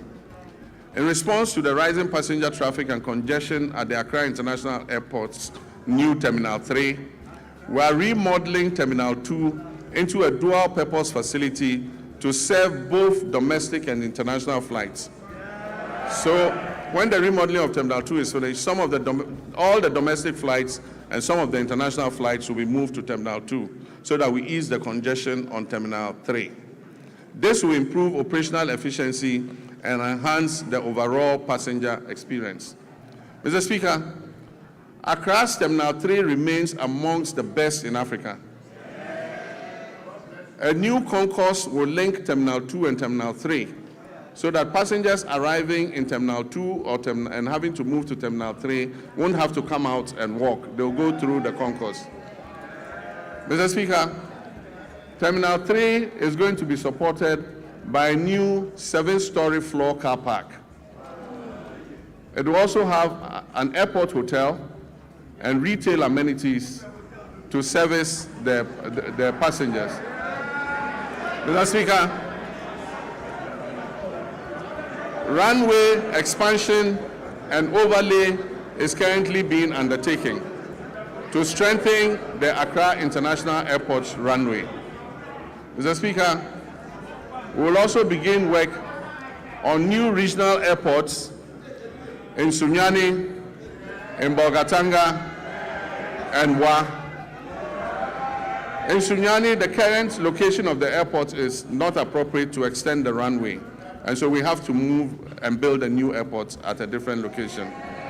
Bolgatanga, the site has been acquired and work will commence. Wa also, we have to move the airport from where it is because it almost intersects the road and the airport slopes upwards, making it inappropriate for air travel. Mr. Speaker, we are also reverting the airport in Accra, the international airport in Accra, to its original name, the Accra International Airport. Even though NLC Decree 129 was passed, no effort or nothing was done to effect the clause in the decree that said that the airport should be renamed after Kotoka. So in all international records in ICAO and IATA, that airport in Accra, the international airport, remains named Accra International Airport.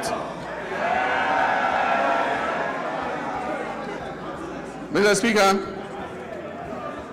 we are working to fully operationalize the Tema and Pakadang rail line to maximize passenger and freight traffic between Tema and the north using the Volta Lake waterway. The Western and Eastern railway lines will continue to be modernized in partnership with the private sector. These projects are aimed to support the efficient transport of container and bulk cargo to and from our ports, as well as to facilitate the efficient haulage of minerals from mines in Usuta, Awaso, and Yunahing to the Takoradi port, while also providing passenger transport along the respective rail corridors. Mr. Speaker, as part of the 24-hour economy initiative, a new 24-hour operation has started at Tema Port, allowing access to port services around the clock. This development enables importers to clear their goods at any time, significantly easing congestion at the terminals like the transit terminals, the reefer terminal, and the Golden Jubilee terminal. The initiative brings together customs, banking, and other relevant agencies to enhance efficiency, low transaction costs, and boost Ghana's competitiveness as a major trade hub. Cabinet has reviewed the designs and feasibility study for the Keita Port and directed the Ghana Ports and Harbours Authority to present an action plan and a roadmap for the realization of the project at the earliest possible time. Mr. Speaker, the Driver and Vehicle Licensing Authority, as part of its expansion efforts, has established a new operational office at Adenta Bus Terminal in Accra.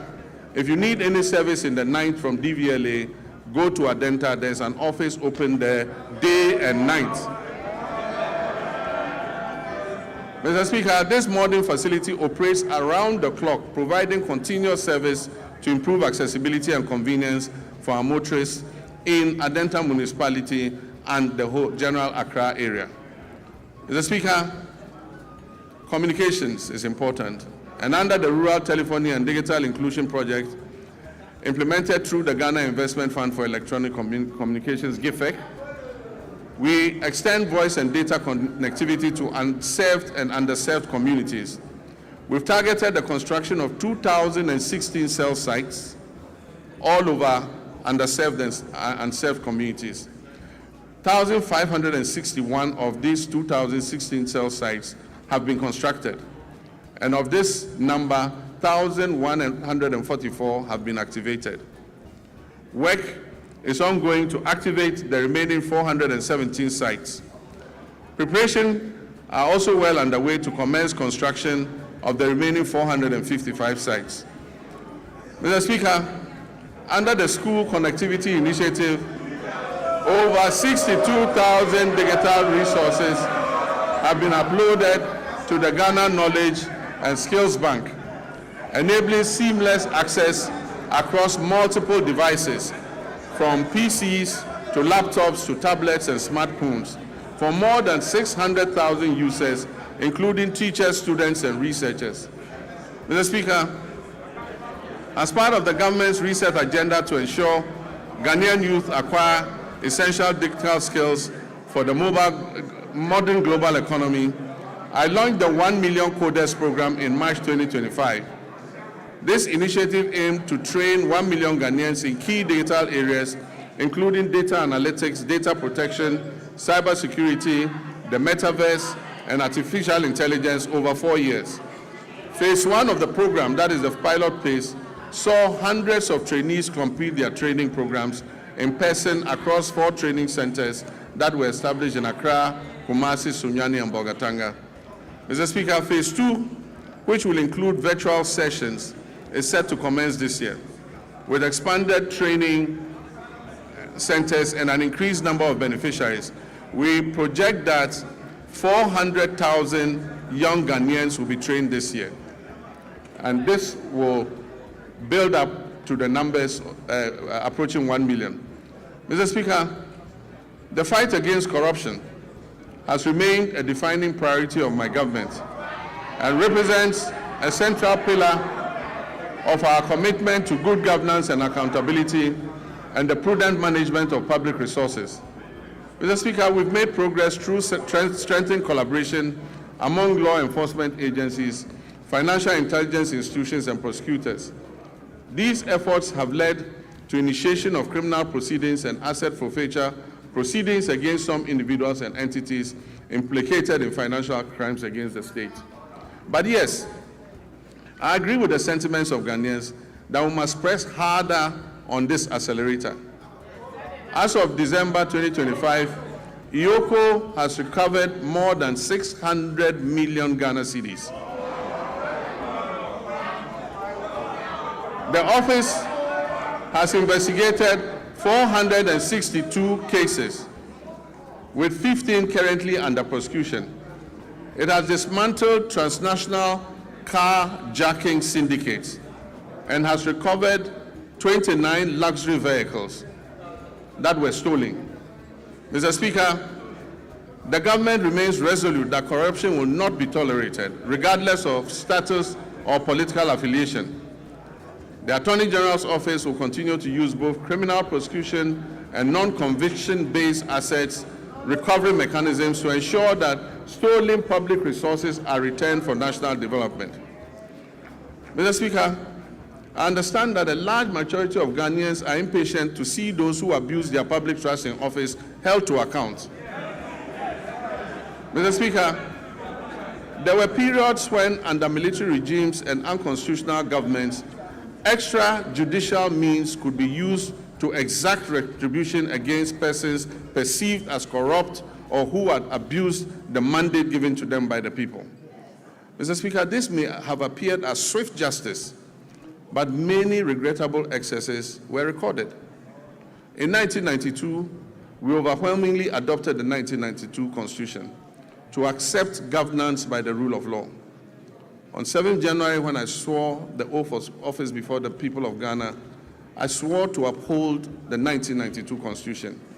I may be as impatient as everyone else to see justice done, but painstaking investigations must be conducted, dockets must be prepared, charges must be filed, and the accused must have their day in court, including appealing, even on the smallest point of law, to higher courts.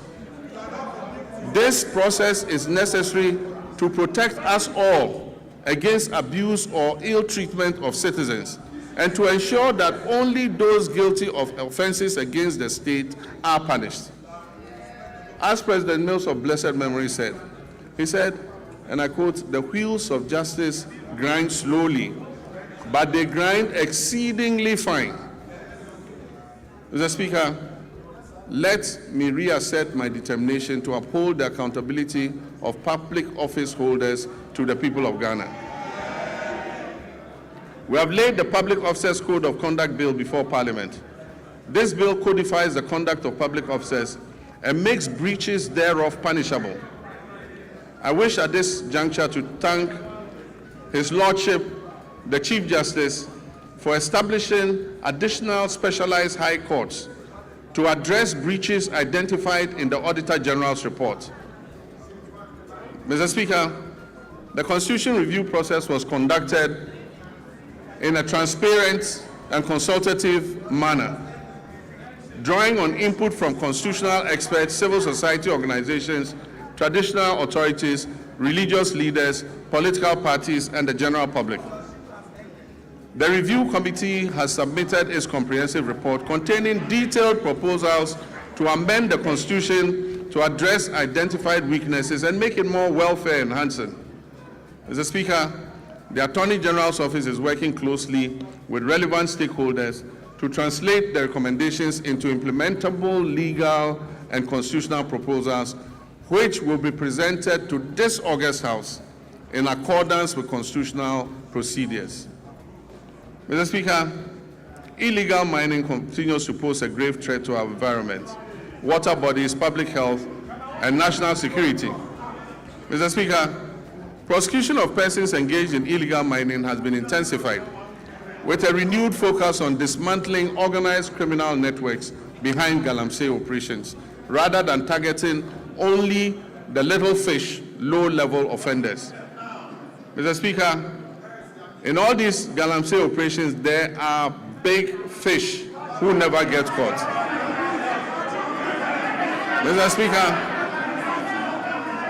in total, over 114 case dockets involving hundreds of accused persons are pending in various courts across the country, particularly in towns and villages that are prone to illegal mining. Specialized prosecutorial teams have been deployed to fast-track illegal mining cases, ensure the effective presentation of evidence, and pursue the confiscation and forfeiture of equipment and proceeds used in or derived from illegal mining. Mr. Speaker, when it comes to gender and social protection, my government will continue to ensure gender equality and equity, promote the welfare and protection of children's rights, and empower the vulnerable, the aged, and persons with disability for sustainable national development. Work is well advanced on the Women's Development Bank, for which a total of 401 million Ghana cedis has been allocated in the 2026 budget. The coming months will see a full rollout of this monumental policy to empower Ghanaian women and women-owned businesses economically and financially. Mr. Speaker, the Ministry of Gender and Social Protection has successfully honored all legacy leave payment cycles for 2025 and before, reaching 1.5 million people. It has also ensured the full implementation of the Ghana School Feeding Program in over 12,000 public schools across all 261 districts of this country.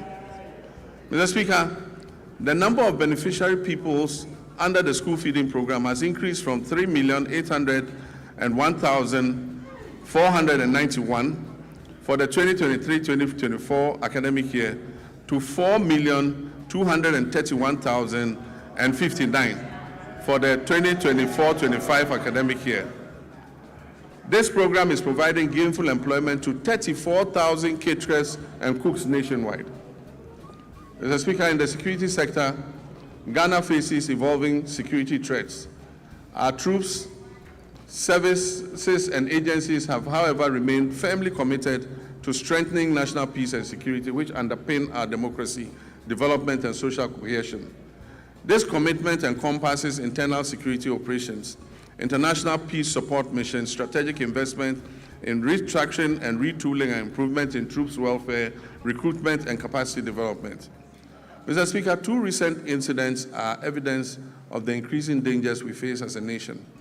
The killing of 8 of our compatriots who had gone to a neighboring country to purchase tomatoes, and just yesterday, an attack on Ghanaian fishermen in our waters by pirates reinforced the need for us to retool and adequately equip our security services. Mr. Speaker, I wish to commend the Ghana Armed Forces for conducting a successful medical evacuation of our injured compatriots from Burkina Faso. I also commend the Ghana Navy and the Ghana Air Force, the National Security Council Secretariat, the Chief of Staff's Operations Team, the MP for Ewutu Senya, the Chief Fisherman and people of Senya Breku for the combined effort that successfully rescued all the stranded 71 fishermen who had been attacked by pirates. I've asked the National Security Coordinator to assist the affected fishermen and replace the stolen outboard motors and fishing gear. Mr. Speaker, the Armed Forces continues to play a key role in containing illegal small-scale mining through the deployment of river guards and support for the National Anti-Illegal Mining Operations Secretariat and assistance to special courts for swift prosecution of offenders. Mr. Speaker, during the year, the Ghana Armed Forces had 2,119 troops with requisite equipment deployed in various peacekeeping missions, reinforcing Ghana's reputation as a dependable and professional contributor to international peacekeeping operations. While Ghana continues to maintain an enviable reputation in international peacekeeping, we must note that many of these peacekeeping theaters where we have operated are winding down due to reduced budgets for UN peace support operations. And so as our troops return home, we must create opportunities for them to train, to remain active, and stay engaged. Mr. Speaker, beyond peacekeeping operations, Ghana continues to demonstrate its strong commitment to international solidarity, humanitarian assistance, and South-South cooperation. In December 2025, the Ministry of Foreign Affairs, in conjunction with the Ministry of Defense, deployed 54 personnel from our 14 Engineers Brigade to Jamaica to support that country with national reconstruction efforts following the devastation that was caused by Hurricane Melissa, which claimed over 40 lives. In recognition of the scale of the recovery effort and the good work our soldiers were doing in reconstructing the houses in Jamaica, government approved a request from the government of Jamaica asking us to extend the mandate of our soldiers there for another 90 days, which we approved. Mr. Speaker, to further improve operational readiness, the government will continue to invest in vital defense infrastructure and retooling. The construction of a forward operating base at Libo, situated along the Western Maritime Corridor, is ongoing. This facility aims to boost maritime surveillance and better protect offshore oil and gas installations. The Northern Border Security Project, initiated to counter terrorism and transnational crime, is advancing decisively. This project constitutes the first line of defense against any infiltration and extremist threats coming from the Sahel, and it would significantly strengthen the surveillance of our northern border. Plans are well advanced to establish 2 new military barracks in Ejumako in the central region and in Dambai in the Oti region to address emerging security concerns and strengthen the presence of the state in these areas. To further support retooling efforts, agreements have been signed to procure and deliver 4 brand new Eurocopter helicopters and 1 jet for the Ghana Air Force, aimed at replacing the aging fleet and modernizing our air capabilities. The Ghana Armed Forces is carrying out a thorough overhaul of previously grounded aircraft, which involves replacing essential components and bringing them back into service. This aims to quickly restore their operational readiness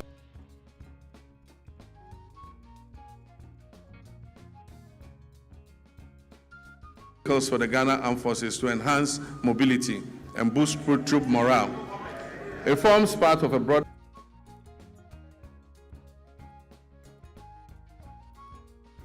underway to acquire 2 brand new offshore patrol vessels, armored personnel carriers, protective gear, ammunition, vehicles, and strategic drones and advanced communication systems to enhance the operational capability of the Army, Navy, and Air Force.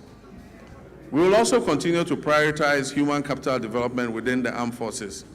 A progressive recruitment drive to increase the strength of the Ghana Armed Forces by 12,000 personnel over 4 years to support expansion and operational demands is ongoing. In line with the government's reset agenda, the recruitment process has been decentralized to regional capitals, with selected recruits reporting directly from their regions to training schools, marking a significant shift from the previous Accra-centered system. Mr. Speaker, on a very solemn note, I wish to express my condolences to the families of 6 of our young daughters who died during the stampede at the Elwak Stadium. May their memory be blessed and may they rest in perfect peace. Mr. Speaker, following the revised gratuity regime that was introduced in 2020 under the stewardship of Honorable Nitu, extending service by 5 years, under Constitutional Instrument 129, arrears have accumulated. Nitu is my friend, don't worry. Arrears have accumulated, Mr. Speaker, because no budgetary provision was made over the 4 years that followed.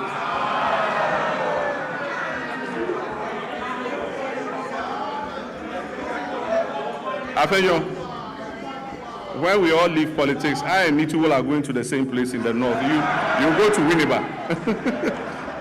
Don't worry, we are brothers. Mr. Speaker, this has resulted in over 1 billion Ghana cedis owed to approximately 3,000 personnel across all the different ranks. As part of our commitment to fairness and the resolution of long-standing legacy issues, the government will soon commence payment of gratuity arrears under CI 129. Honorable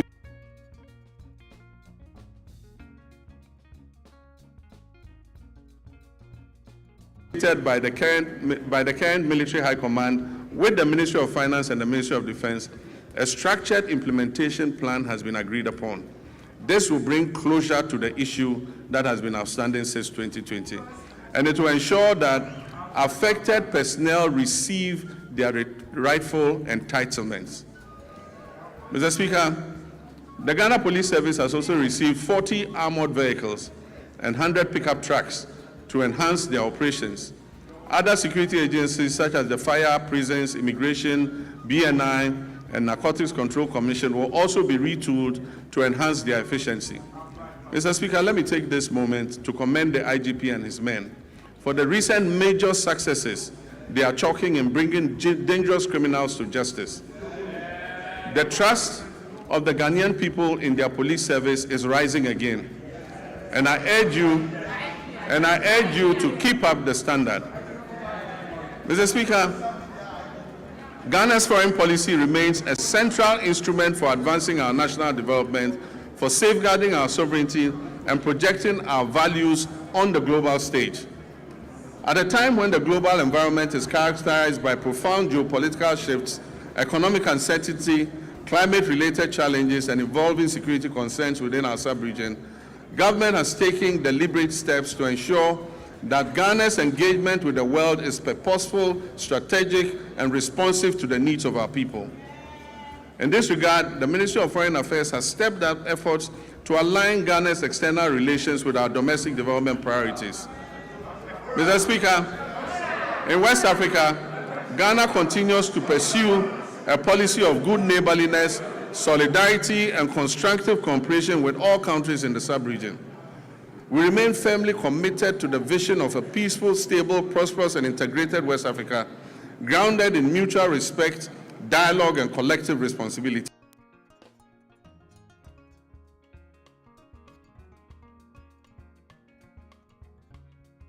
Particularly following their withdrawal from the Economic Community of West African States, ECOWAS. Ghana believes that continued dialogue and cooperation are indispensable to regional stability, and that disengagement only deepens our collective vulnerabilities. At the continental level, Ghana continues to play an active, principled, and forward-looking role in advancing the African Union's strategic priorities. Today, Ghana currently holds the following prestigious positions. We are AU champions on reparations. We are AU champions for African financial institutions. And Ghana is also the AU champion for gender equality and women's empowerment. Mr. Speaker, I'm humbled by my election as the first vice chairperson of the African Union at the 39th ordinary session, of the AU Assemblies of Heads of State and Government held recently in Addis Ababa, Ethiopia. Mr. Speaker, it is also gratifying to note that my colleague leaders in West Africa have declared me, John Dramani Mahama,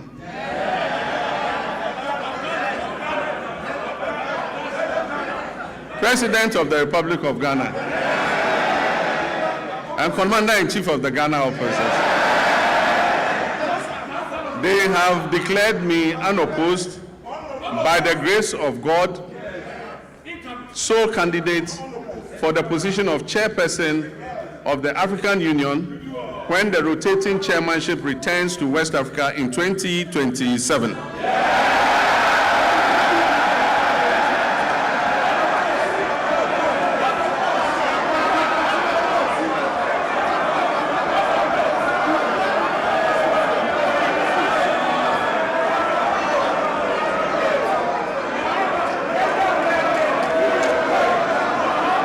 Mr. Speaker,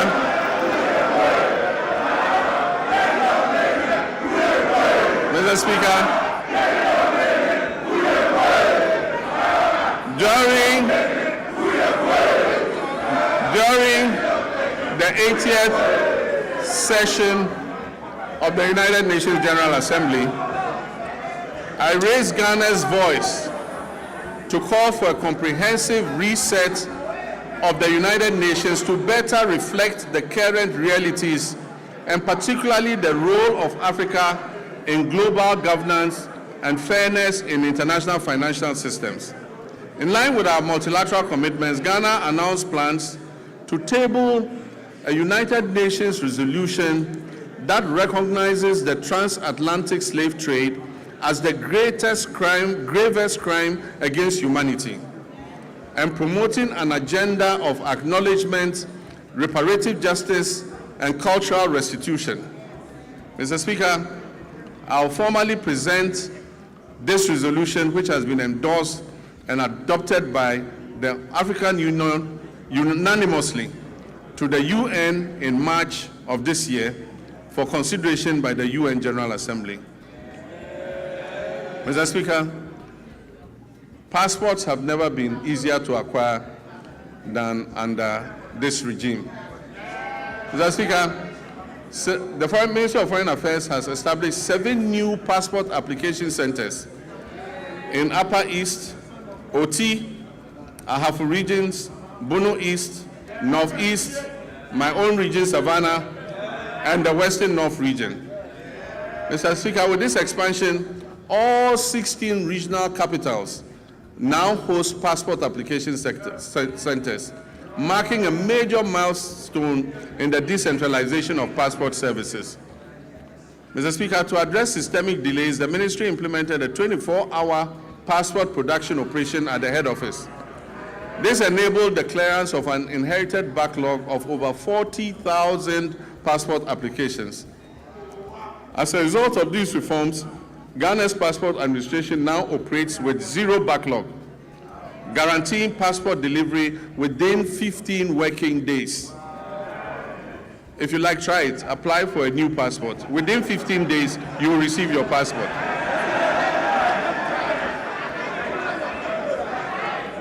Mr. Speaker, to facilitate travel and boost tourism and ease business mobility, the Ministry of Foreign Affairs implemented a 5-day visa processing service across.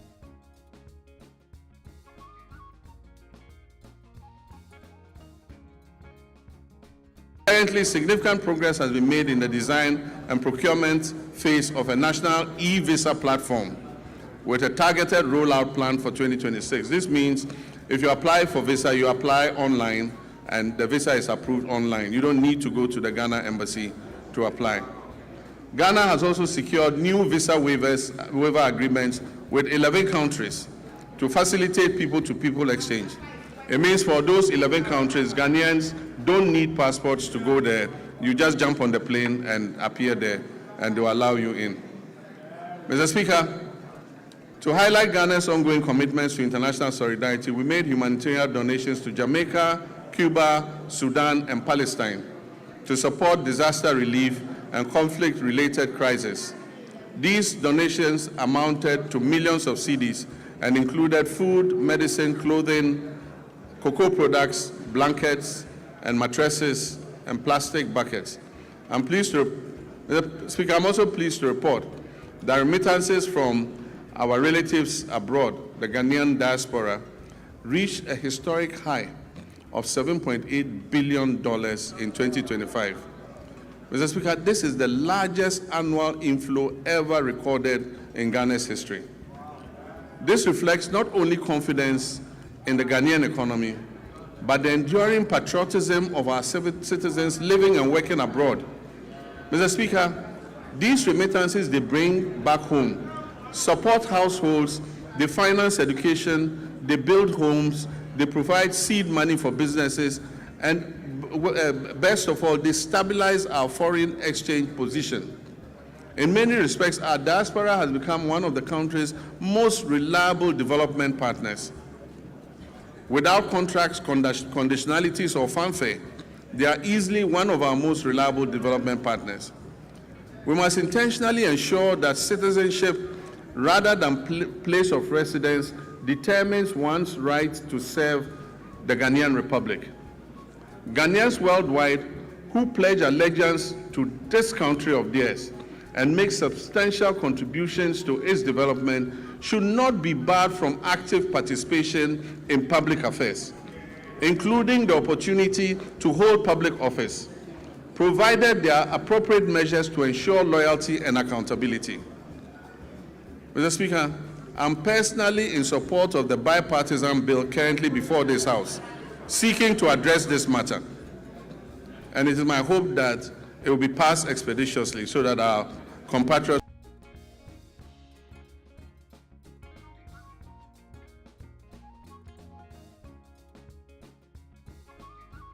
we're trying to achieve. We're implementing many policies to develop our youth capacity and to create as many jobs as possible to address the major unemployment problem. All our youth activities and job creation programs are ongoing. In 2025, 10,887 young people were trained in entrepreneurship programs and job creation under the Ejumara program. In 2026, an additional 10,000 young people will receive similar support under the program. The National Apprenticeship Program onboarded 14,000 young apprentices during the pilot phase, and they have started receiving their start-up kits after passing out successfully. Training is ongoing across the regions, and when completed, the trainees will be certified by the Commission for TVET to facilitate their access to employment. Mr. Speaker, this year, the target for the National Apprenticeship Program has been increased from 10,000 to 100,000 young people, offering many more young people the opportunity to acquire the skills needed for sustainable development. And as I said, when they pass out, they are giving a certificate by TVET to show that they have passed out and have the skill in whatever they learned. In 2025, 86,000 young people were engaged through the Youth Employment Agency, various employment modules under this agency. This year, I've directed the Ministry of Youth Development and Empowerment as a matter of urgency to review all the youth employment modules under the YEA to reduce duplication and ensure value for money. This is important so that we can channel the resources to the advantage of the teeming youth who are waiting for opportunity. Mr. Speaker, the National Service Authority has signed an MOU with the Ministry of Defense to commence military training for 10,000 national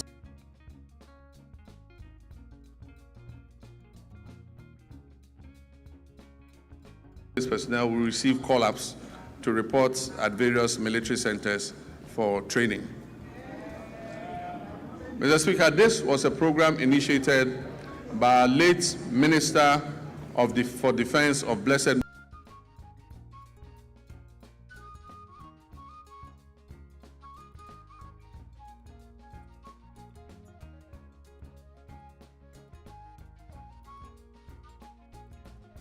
benefit of the personnel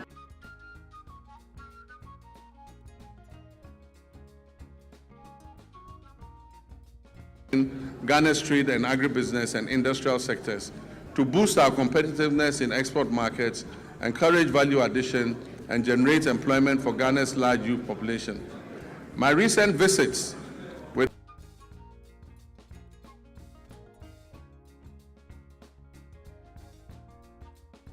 initiate expansion works on factories has convinced me that Ghana is on the right track.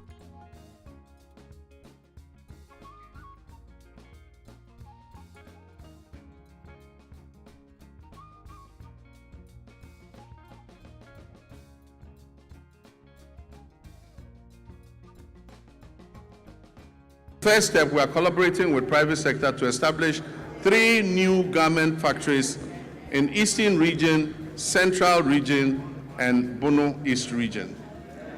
This will create an estimated 27,000 strategic investors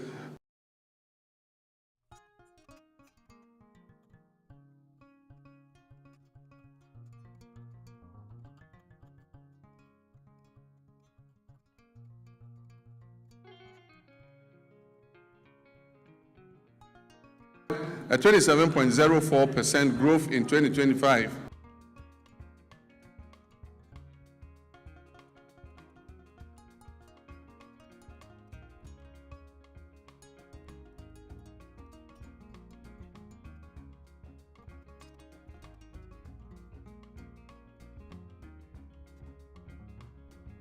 Export sector.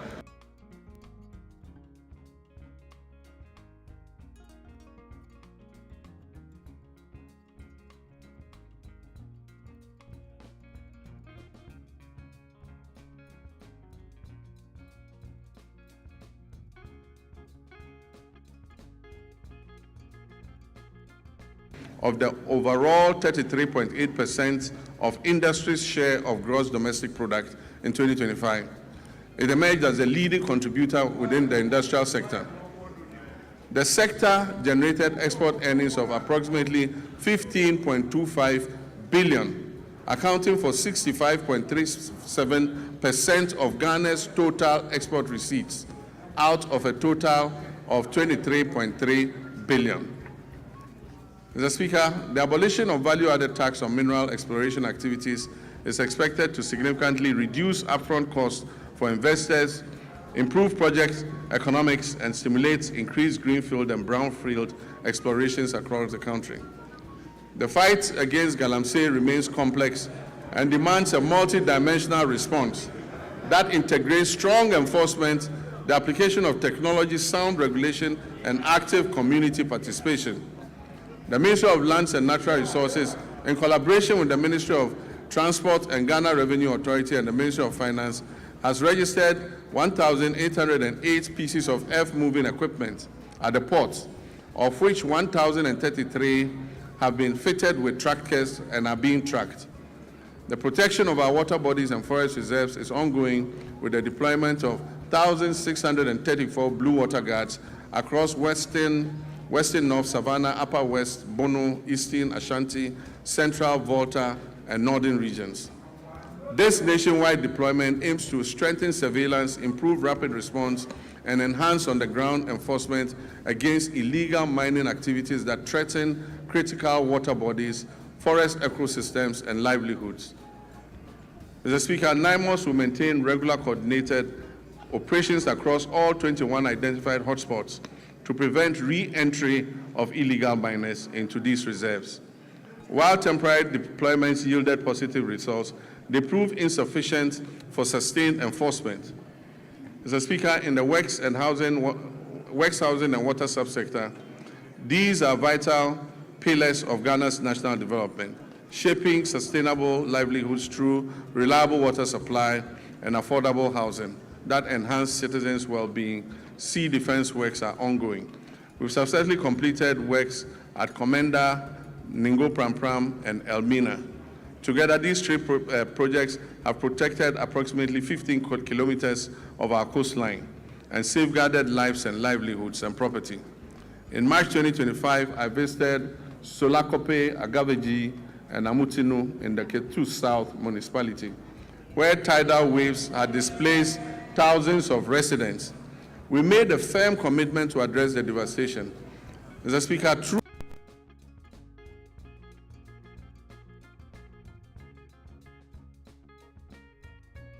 contract, and in August last year, I officially cut short to commence the project. I'm pleased to inform this House that the project is currently 25% complete, and calm has already been restored along the coastline. Notwithstanding these actions, flooding remains a major infrastructural challenge in the country and a top priority for this government. A task force on flooding is in place and coordinating the national mitigation efforts against flooding. Ghana continues to grapple with housing deficit, currently estimated at over 1.8 million units. Some significant strides have been made in the housing sector. In line with government's earlier commitments to complete all ongoing housing initiatives, we have successfully concluded the joint venture arrangement which we inherited for the completion of the Saglemi housing project. The Attorney General is reviewing all related documentation to finalize and commence the project. When these projects are finished, it will increase the number of housing stock available. The TDC in Ghana is also steadily advancing work on 800 housing units under the Akpung Affordable Housing Project at Tema Community 26. To position TDC Ghana as a key player in Ghana's housing industry, I performed a sword cutting ceremony last year for what they call the Oxygen City Housing Project in Ho of all places.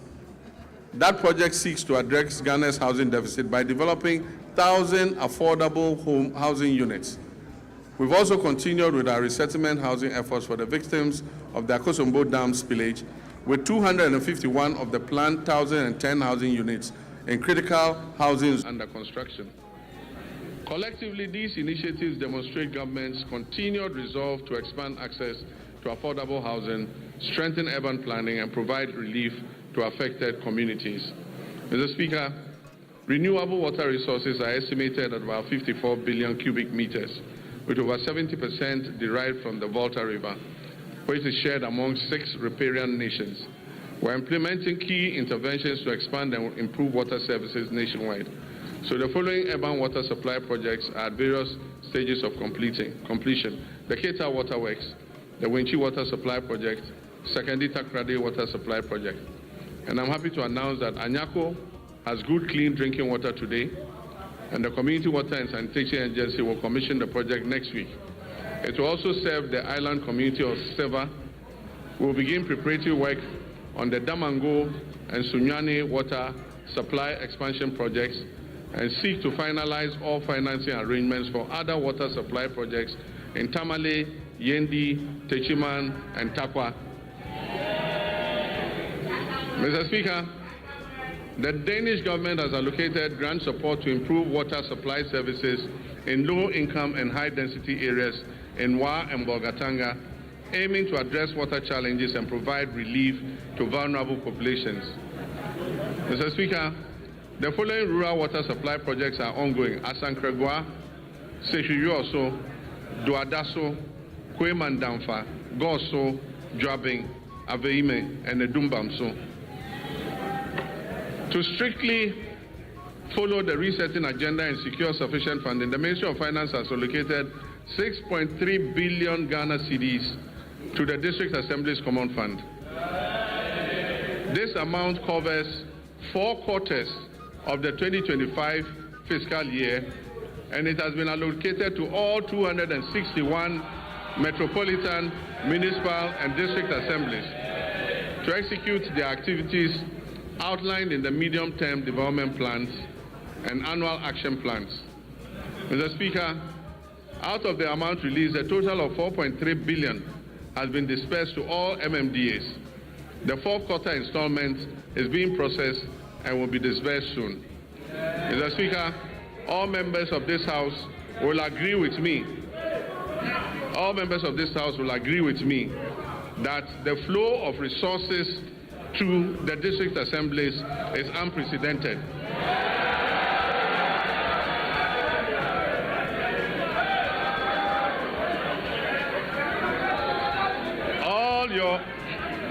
All your assemblies are receiving more money than they've ever received in several years. Mr. Speaker, in fulfillment of government's commitment to strengthening local governance and decentralization, the ministry has, for the first time in the history of local governance, disbursed a total of 100 million Ghana cedis in monthly allowances to all assembly members. Unprecedented, assembly members have received their allowances. The Ministry of Local Government, Chieftaincy and Religious Affairs has also finalized designs for the new 24-hour economy modern markets to be constructed in all metropolitan, municipal, and district assemblies. Mr. Speaker, procurement processes are far advanced to commence the construction of these markets. And very soon, in all your districts, honorable members, you will have a 24-hour market operational. Mr. Speaker, our tourism and creative arts sector has a lot to offer. Creatives using the new media are giving our nation greater prominence than we could have achieved through any first-class traditional media outlet. Our economy will not be built only by traditional sectors, but also by human creativity. human creativity sectors that will absorb those people who will be displaced from the shop floor by the new AI technologies that are being rolled out. Ghana has become a favorite tourist destination because of our history, culture, our arts, our music, our fashion, and our food. Government has allocated 20 million Ghana cedis to the film sector alone. This is going to the film sector to support Kumawood and Gallywood and all the woods.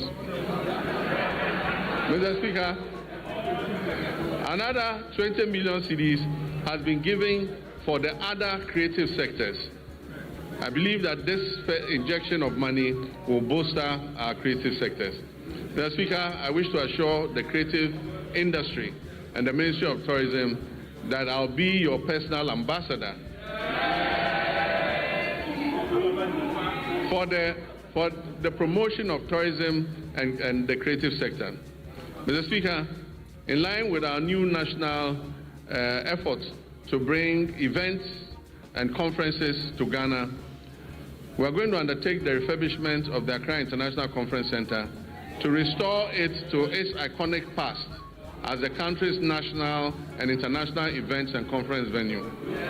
Mr. Speaker, the original contractors of the center, Enego Project Ghana Limited, have conducted a structural integrity assessment at the request of the Office of Chief of Staff and made recommendations for the facilities renovation and refurbishment. They will commence this work in the next few weeks. But, Mr. Speaker, the AICC is not enough for a country seeking to develop its creative sector and become West Africa's destination for meetings, conferences, musical concerts, and entertainment. So working with the private sector, work will also commence this year on a befitting convention and creative events center to position Ghana as West Africa's leading hub for meetings, incentives, conferences, and exhibitions and creative events. Ghana will also begin this year the renovation of the State Banquet Hall, which has been closed for a couple of years. Mr. Speaker, this year we will strengthen Ghana's standing in the major global and continental sporting events. We will make our 5th FIFA World Cup appearance. And for us, this is an opportunity to boost national branding and the economy beyond just sports. Mr. Speaker, supporters and other people interested in going to support their team would have to submit a visa request to the American Embassy. We are being told that we must ensure that supporters who go return on their visas. It has taken a lot of work to restore Ghana's 5-year non-immigrant visas and take us off the ban list.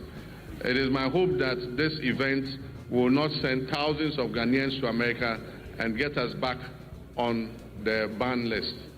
Mr. Speaker, the Black Queens will compete at the 2026 African Cup of Nations, Women's African Cup of Nations, building on their bronze medal finish in Morocco. At the youth level, Ghana will participate in the 2026 Youth Olympic Games in Dakar with a multidisciplinary team aimed at strengthening long-term elite pathways. We'll also compete at the Commonwealth Games 2026 in Glasgow, reinforcing Ghana's presence across the Commonwealth sporting landscape. Mr. Speaker, as a member of the Ghana Journalists Association, I've been deeply concerned about the abuses suffered by journalists at the hands of some of our errant security personnel. I've asked the leadership of the security agencies to take firm action and to reorient their men and women on the need to be accommodating to journalists who are only doing their job of keeping citizens informed. I've also been concerned about the state of our state-owned media, most of which have suffered from historical underfunding and grappling with deteriorating infrastructure and facilities. I recently toured these media houses to learn about their challenges at first hand and re-inject life into their operations. The reintroduction of the Media Development Fund is also being reconsidered to support the Ghanaian media. Mr. Speaker, as I conclude, during my recent trip to Zambia, we saw what a united Ghana can achieve on the global stage. A simple mislabeling of our culture could have reduced us to a punchline. Instead, we moved with speed and confidence. We corrected the record. We turned what was supposed to be ridicule into reach. We turned confusion into connection. We taught what could have been a negative social media trend into a handshake of friendship with our Zambian brothers and sisters.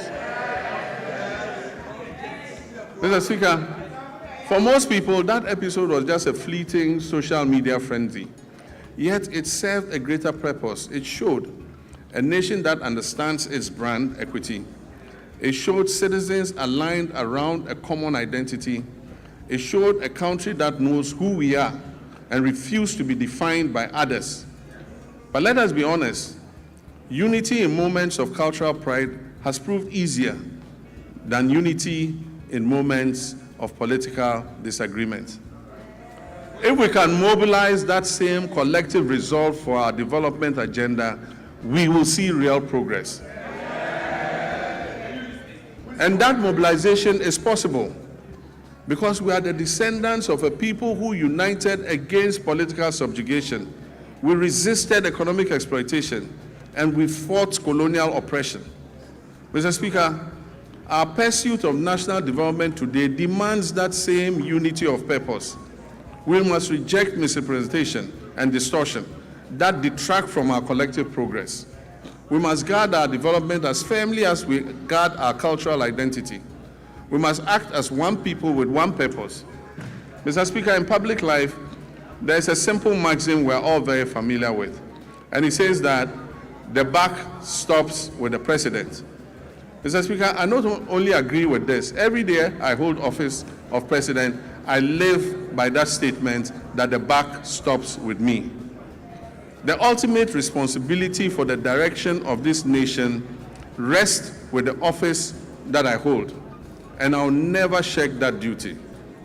But nation building is not merely a question of who provides the strategic direction and who bears the final responsibility. It is a long chain of efforts that carries intent into reality, from policy conception to laws enacted, to resources mobilized, to services delivered, to value created on farms, in workshops, in classrooms, in markets, and in enterprises across our land. Mr. Speaker, it is here that the strength of a people reveals itself.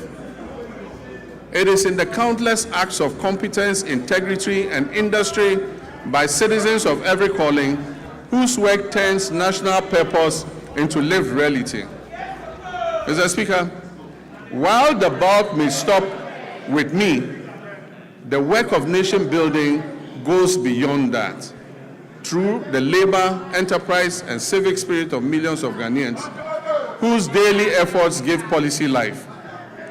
Mr. Speaker, I will continue to carry the weight of final accountability. And I ask in equal measure that our citizens bring their full measure of energy, skills, and patriotism to the common task of advancing our country. That is how nations are built. That is how economies grow. No policy can substitute for civic duty. No program can replace the quiet discipline with which millions of Ghanaians sustain their families, serve their communities, and carry this republic forward each day. Mr. Speaker, we are sometimes tempted to judge our nation only by our failures and our difficulties. But the country is not defined solely by its difficulties. It is defined by the choices its people make in response to those difficulties. Repeatedly through our history, Ghanaians have chosen steadiness over despair, cooperation over division, and purpose over cynicism. That is the deeper strength on which our future rests. We faced testy moments before, and we have overcome them. We've gone periods of economic strain, transitions that have demanded much from our citizens and our public servants alike. And Mr. Speaker, there's an African proverb that says, however long the night is, the dawn will break. Mr. Speaker, the dawn is breaking for Ghana. The moment we are in requires not only endurance, but also action. It reminds us that renewal belongs to those who prepare for the morning while others still speak of and look back at the darkness. For Ghana today, that dawn is not a promise we must recite. It is a reality we must build into our institutions, into our economy, and in the ethics of responsibility we pass on to the next generation. So let us live each day mindful that the Republic is larger than any one political party, any office, any individual. This Republic belongs equally to the farmer, the trader, the teacher, the nurse, the artisan, the entrepreneur, the parliamentarian, and the young citizen, and the elderly retired personnel. Mr. Speaker, each of these people has a stake in our nation, and each one has a duty. Each has a claim on the future we're shaping together. Mr. Speaker, nations endure not because they are spared trial, but because their people refuse to surrender to trial. Ghana has been tested before. We did not surrender.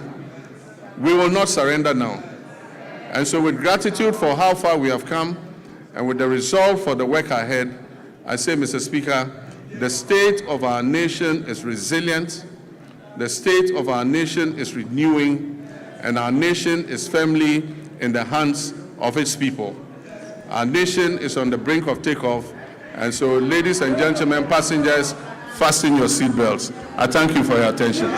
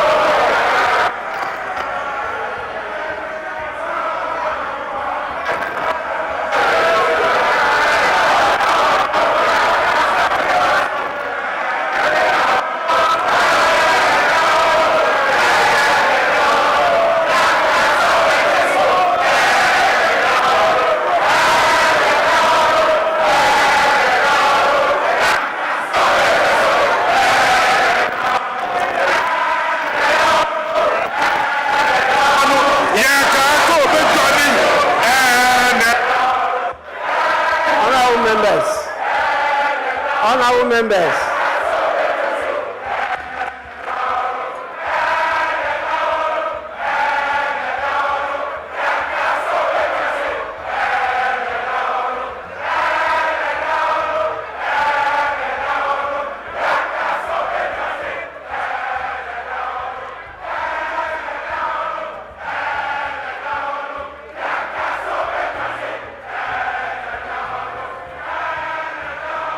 Honorable members,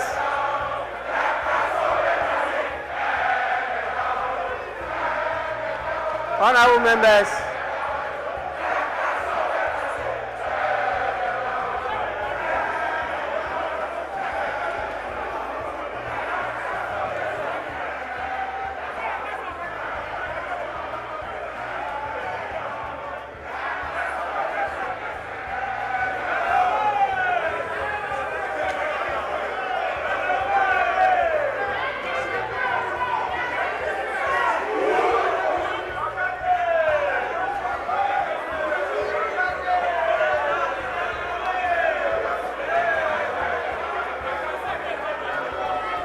honorable members, please. Honorable members, you know we are in this together, and you understand as accomplished parliamentarians that when the speaker is on his feet, every other person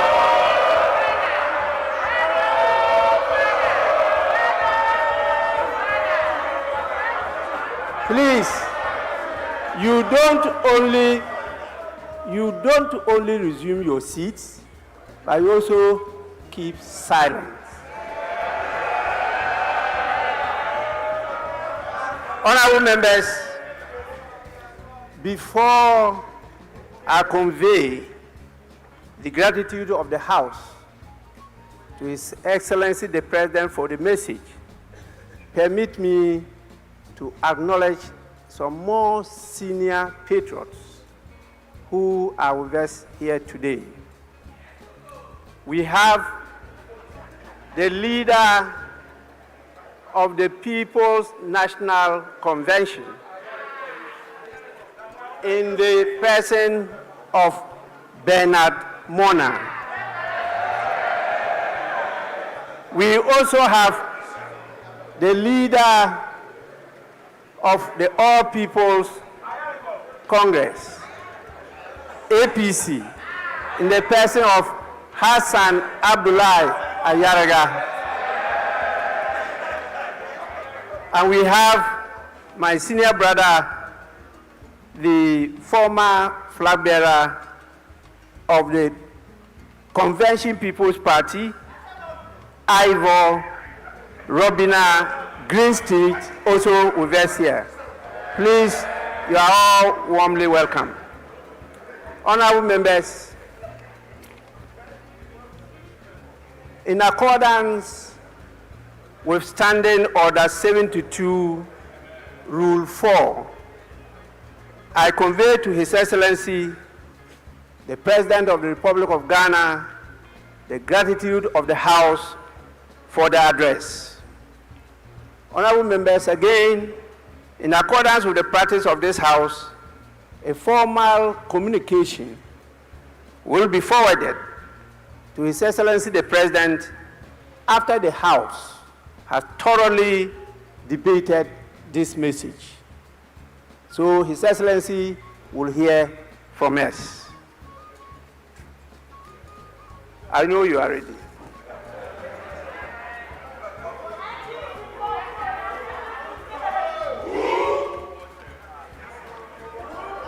Honorable members, we, by our rules, are to sit for 5 hours per sitting. When it's not up to 5 hours, the motion for adjournment has to be moved. And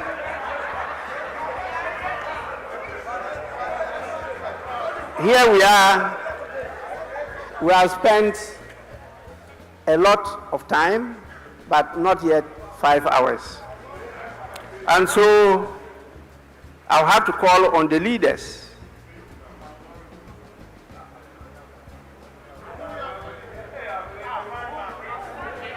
starting with the minority leader. And Honorable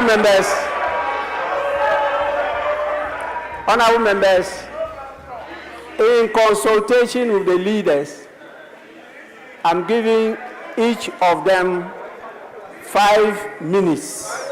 5 minutes. Please, we hear you for only 5 minutes. Then after that, I put the question for adjournment.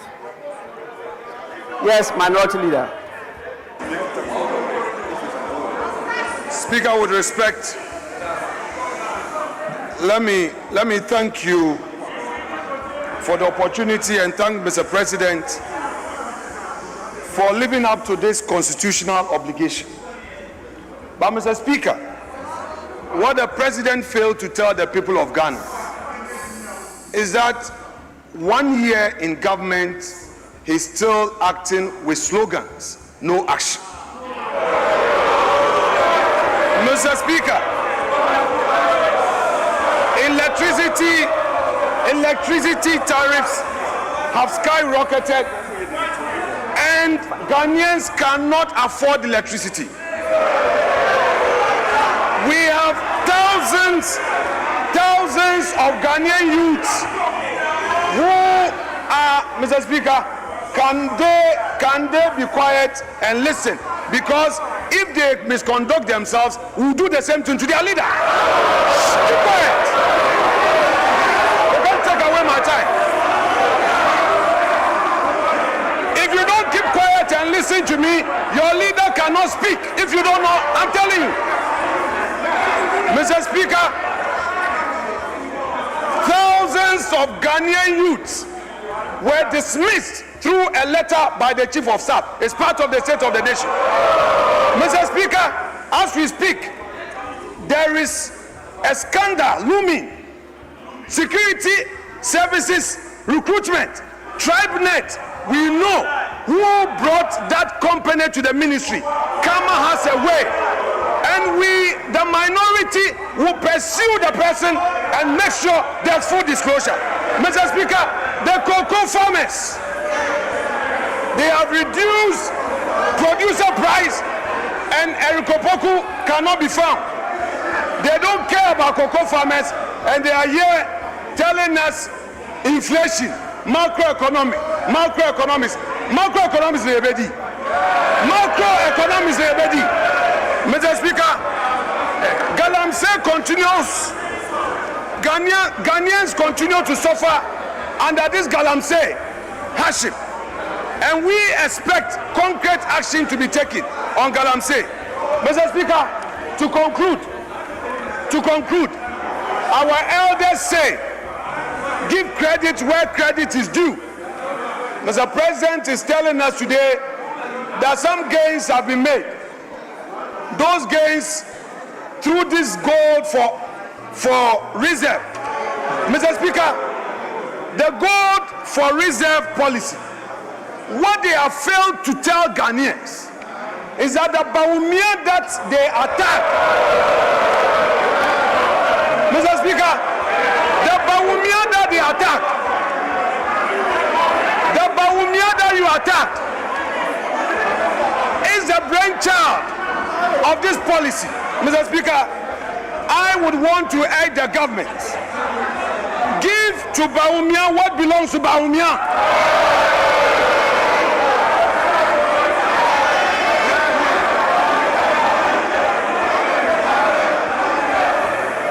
Mr. Speaker, we are happy they are showing a picture, trying to embarrass the former finance minister. We've seen, but very soon, let me assure you that somebody, a senior appointee who is in charge of this TribeNet, would go to jail. So the one behind TribeNet, the one who introduced TribeNet to the ministry, who is chopping money. Mr. Speaker, we are happy you are showing. Very soon we'll bring a picture. Then you will see the one in charge of TribeNet duping innocent Ghanaians, duping their unemployed youths. There are many youths who are looking for jobs, and this TribeNet, with the connivance of an appointee of government, she will be exposed. So you continue with Kenoforiata. Soon and very soon, it will be your turn. Mr. Speaker, I will conclude by saying that this side of the House, we are ready today to debate on this SONA. And by Monday, the true SONA will be revealed by the minority. By Monday, we, the minority, will present to the people of Ghana the true state of the nation. Mr. Speaker, that said, let me thank you for the opportunity, and I wish Mr. President well. Thank you very much.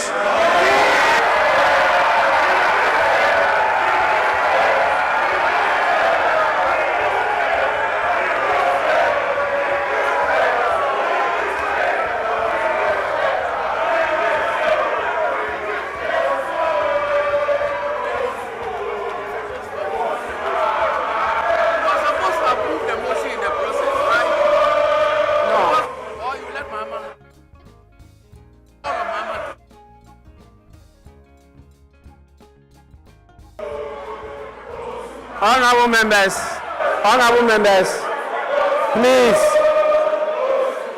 Honorable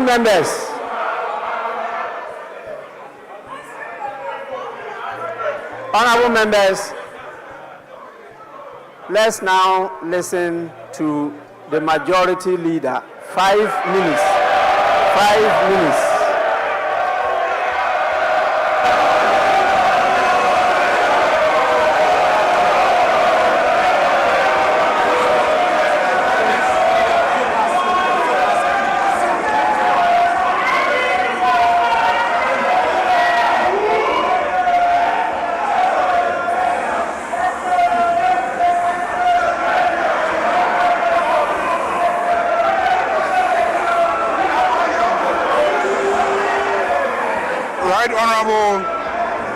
Right Honorable Speaker,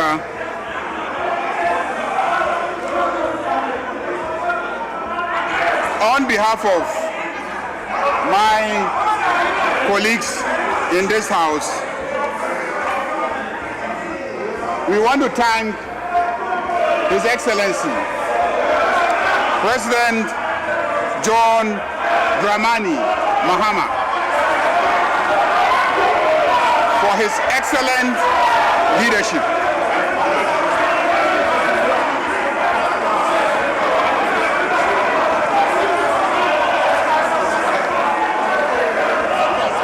Honorable members, please.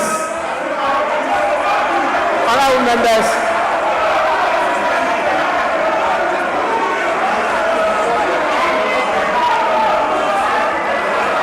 Honorable members, please.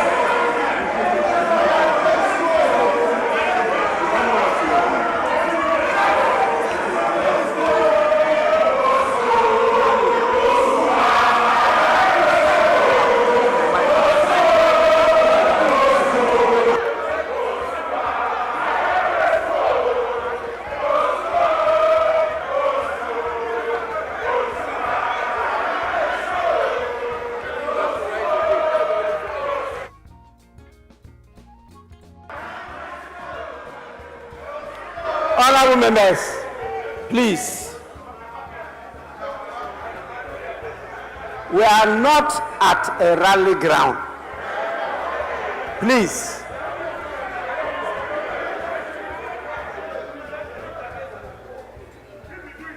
You must know that this House has the power to terminate, yes, by law, the membership of a member of parliament.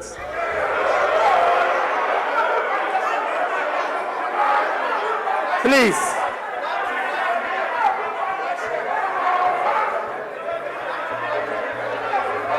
This is just a reminder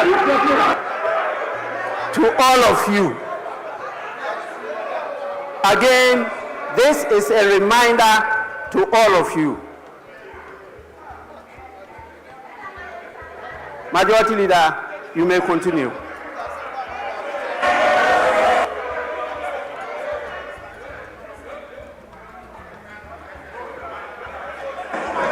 I want to thank His Excellency, the President John Dramani Mahama for his leadership.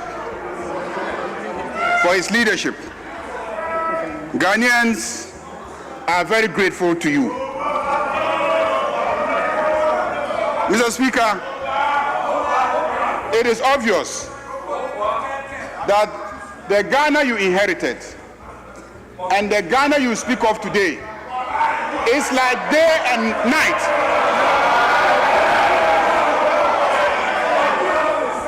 The Ghana you inherited is as dark as the dark dresses that they are wearing on the other side. And the Ghana you speak of today is clearly as bright as the white dresses that we are wearing on this side.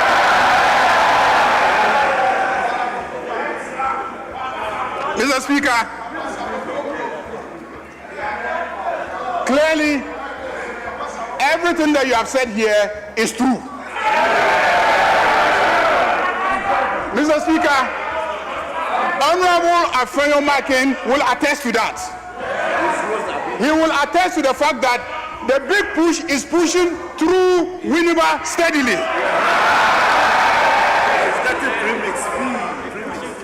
And he's getting premix. Mr. Speaker, it seems today is about cocoa prices. I can understand.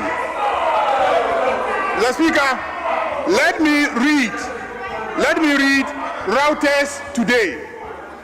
Reuters has confirmed Ivory Coast will pay cocoa farmers 800 to 1,000 CFA francs per kilogram for the mid-crop starting March 1st. The main crop price was 2,800 CFA francs per kilogram. When converted to Ghana cedis, this is about 980 to 1,225 Ghana cedis per 64 kilogram bag.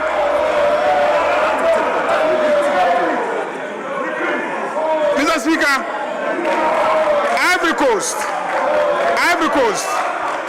will pay cocoa farmers 800 to 1,000 CFA francs per kilogram from the mid-crop starting March 1st. The main crop price was 2,800 CFA francs per kilogram. When converted to Ghana cedis, this is about 980 to 1,225 per 64 kilogram bag. In Ghana, farmers are paid 2,587 per 64 kilogram bag, which is more than twice the price in Ivory Coast.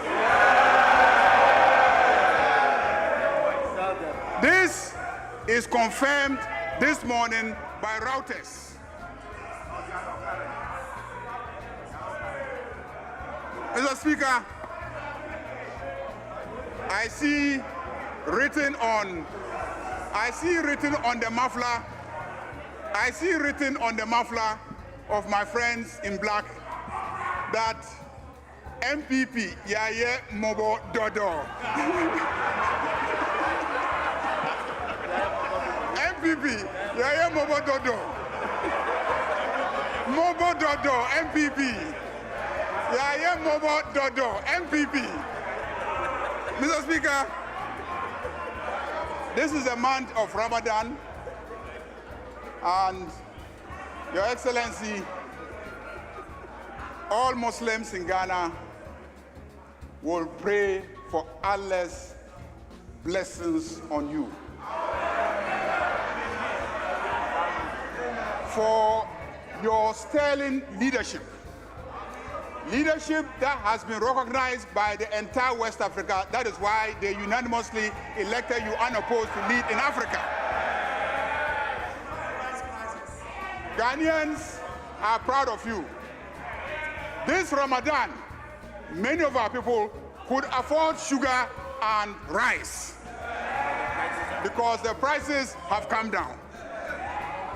Mr. Speaker, Honorable Majority Leader. Let me conclude. Your 5 minutes Let is me up. conclude. Let me conclude by seconding the motion. The motion moved Honorable, by my friends, the Honorable Majority Leader. You will now move the motion for adjournment. Mr. Speaker, I move that this House adjourns until Tuesday in the forenoon. I so move. Honorable Minority Leader.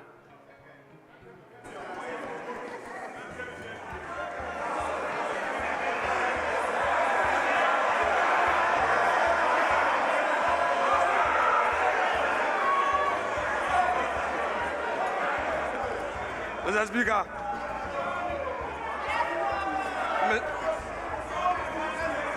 Mr. Speaker, much as we are willing to work, the majority is unwilling to work.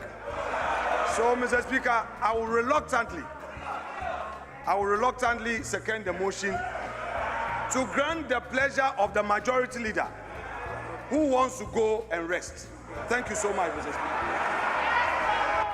Honorable members, the motion has been moved and seconded. And the question is, as many as are in favor of adjournment, say aye. As many as are against, say no. Honorable members, clearly the ayes have it. The House is accordingly adjourned till Tuesday, 3rd March 2026 at 2 p.m. The House is adjourned.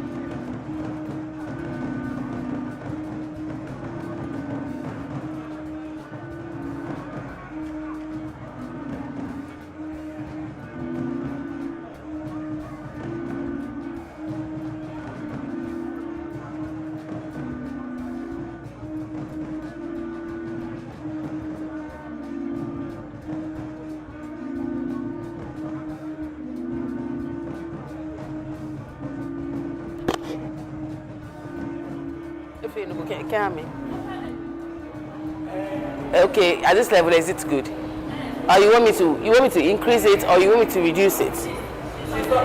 Am I increasing the volume or I'm reducing?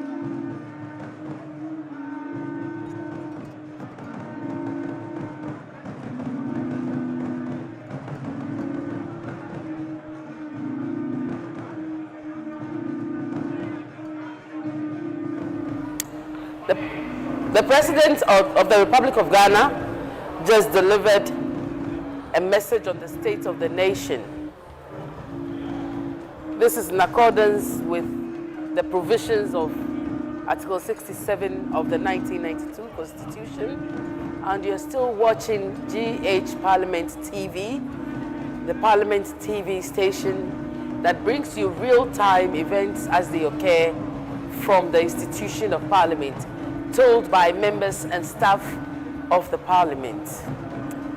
President John Mahama touched on a number of issues during the presentation of the State of the Nation.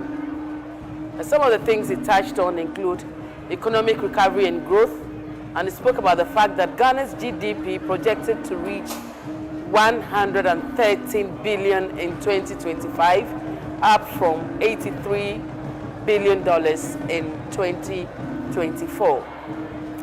There are also indications of the fact that inflation is reduced by 23%, from 23% at the end of 2024 to 3.8% as at January 2026.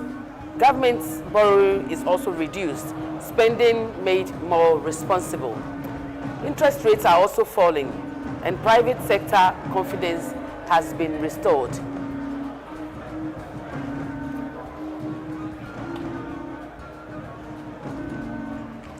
At the moment, according to President John Dramani Mahama, over 1 million jobs have been created and 1 million people have left the poverty threshold.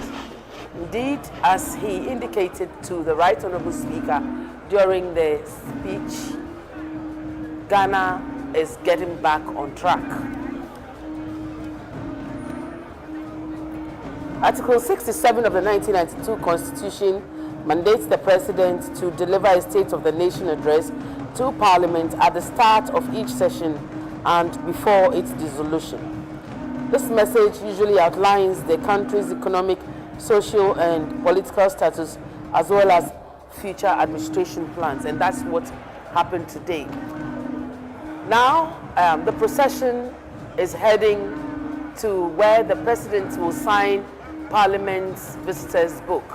As I indicated earlier, this is a procession made of the clerks at table, the leadership of the House, the Right Honourable Speaker, the Marshal, who's our Sergeant at Arms, bears our state's symbol of authority, which is the mace. The state sword bearer also carries the state sword in the procession. Of course, the judiciary has its scales of justice also present when they come for the occasion. As usual, members of the media are eager to get riveting photos for the occasion. Mr. President heads to sign the book, the visitors book for the institution of Parliament, and he's currently at the Speaker's lobby, which is where the Speaker retires to anytime he has to leave the chamber or excuse himself or take any visitors and stuff like that. He goes to the visitors lobby. Opposite the visitors lobby is the clerks at table lobby, where the clerks change and also hold their little meetings before. The Right Honourable Speaker, in a conversation with the wife of the President, our First Lady, Her Excellency Lodina Mahama. Of course, the Vice President, Her Excellency Professor Nana Jane Opoku-Agyeman, is also there. Spouse of the Chief Justice also there.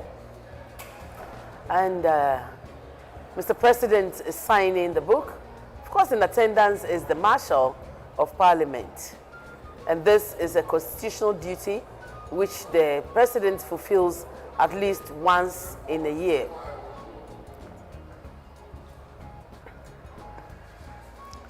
Preparations for the State of the Nation address is something that involves a lot of people and agencies. Meetings and discussions are had with the security agencies, with service providers, with state agencies. Members of parliament play a very important role, and Colonel Ofosu, Principal Marshal in your shots there. Earlier, Colonel Bauer, Wing Commander Bauer was bearing the mace, but I see that Colonel Ofosu is overseeing the signing of the visitors book. And this is a very special occasion, and anybody who gets assigned to perform any role feels very special, because it's not every day that you get to serve the president in such a special capacity. And so I'm sure Colonel Ofosu is having a very proud moment. Mr. Speaker, still talking to the First Lady of our land.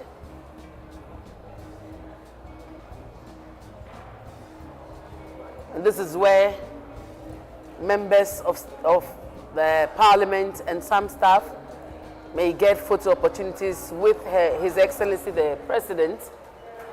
And Director of State Protocol also overseeing activities and ensuring that work is going on smoothly. Mr. President still writing his message. I'm sure he's wishing Parliament well and pledging to oversee a good or a better 2026, where we build on the very, very good gains that were made in 2025. The police band always comes and plays the national anthem and other patriotic songs at such a special occasions, and they ensure that generally the program goes well. I mean, what's a program without music? After all, they say he who sings prays twice. As we said at the beginning of the program, the president touched on a number of issues and sectors like health, education, agriculture, and I saw the cocoa pots that the members of the minority had in the chamber. Now it's the turn of the Vice President, Her Excellency, Professor Nana Jane Opoku, to sign the visitors book. Professor Jane Nana Opoku is a woman that has distinguished herself in public life. She distinguished herself in the media, distinguished herself in academia, and served in various ministerial positions before she ascended to the high office of Vice President of the Republic of Ghana. I'm trying to mention Mr. Speaker's traditional name, but I know better because I don't know whether it's Tagli Na or something like that, but the Right Honourable Speaker holds chieftaincy titles in 4 different traditional areas in Ghana. Another well-established, distinguished legislator, a man that has worked very hard. We call him a he for she. He's worked very hard to ensure that Ghana's parliamentary democracy is entrenched. The 8th Parliament was, I'm sure, probably one of the highlights of his career, where he supervised a hung parliament and the art of ensuring that, and now it's the turn of the Chief Justice to sign the book. Again, his wife is looking on, the Vice President is also looking on. The President of the Republic is there also. Our very own Right Honourable Alban Sumana Kingsford Bagbin is there. And as usual, a tete-a-tete going on between our number 1 and number 2 and number 1's better half. I'm sure Mr. Speaker is a very proud man. Having been part of the Parliament story from 1993 and going through every possible position that is in Parliament, minority leader, majority leader, from backbencher, not really backbencher. 1993, I think he was in the middle, and then quickly he moved to the front and he stayed there. And the good thing about Speaker Bagbin is that he's got the opportunity to mentor so many legislators, both locally and internationally. And he's played many, many important roles on the international front. holding leadership positions in the International Parliamentary Union and the CPA. And in 2022, Ghana hosted the Commonwealth Parliamentary Association Conference in Accra, the 66th, and it was under his auspices as president of the CPA.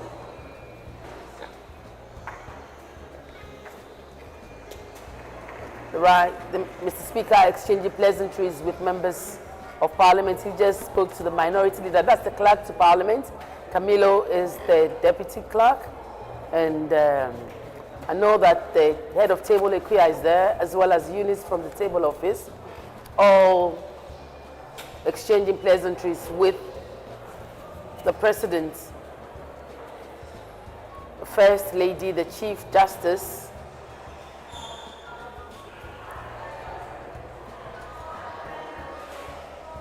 Oh, these are our flower girls.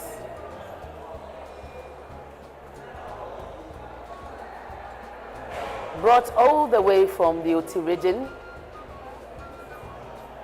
I am sure their parents will be very happy.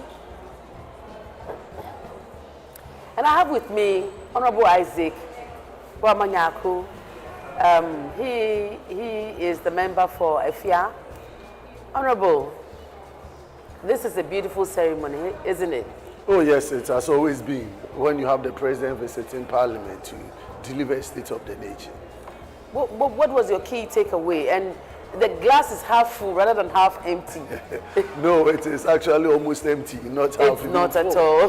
Because I told you earlier in the morning that my expectations are to do more with creating opportunities for the youth in terms of employment.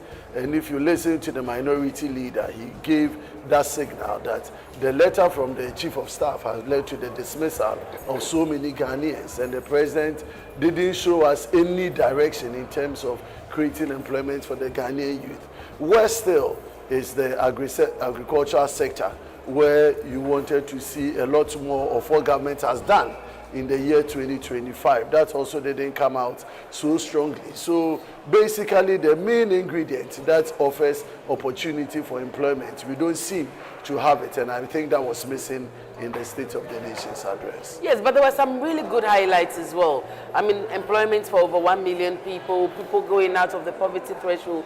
These are things that we should also highlight. That data from the Statistical Service ought to be interrogated, because over the past year till now, governments have never shown us the areas where the employment were created. And so these are numbers that are now being churned out, and their reliance is the Statistical Service. But we need to be very careful, because over the year, we've never seen where these 1 million jobs have been created. The youth remain unemployed. We've never seen it in industry.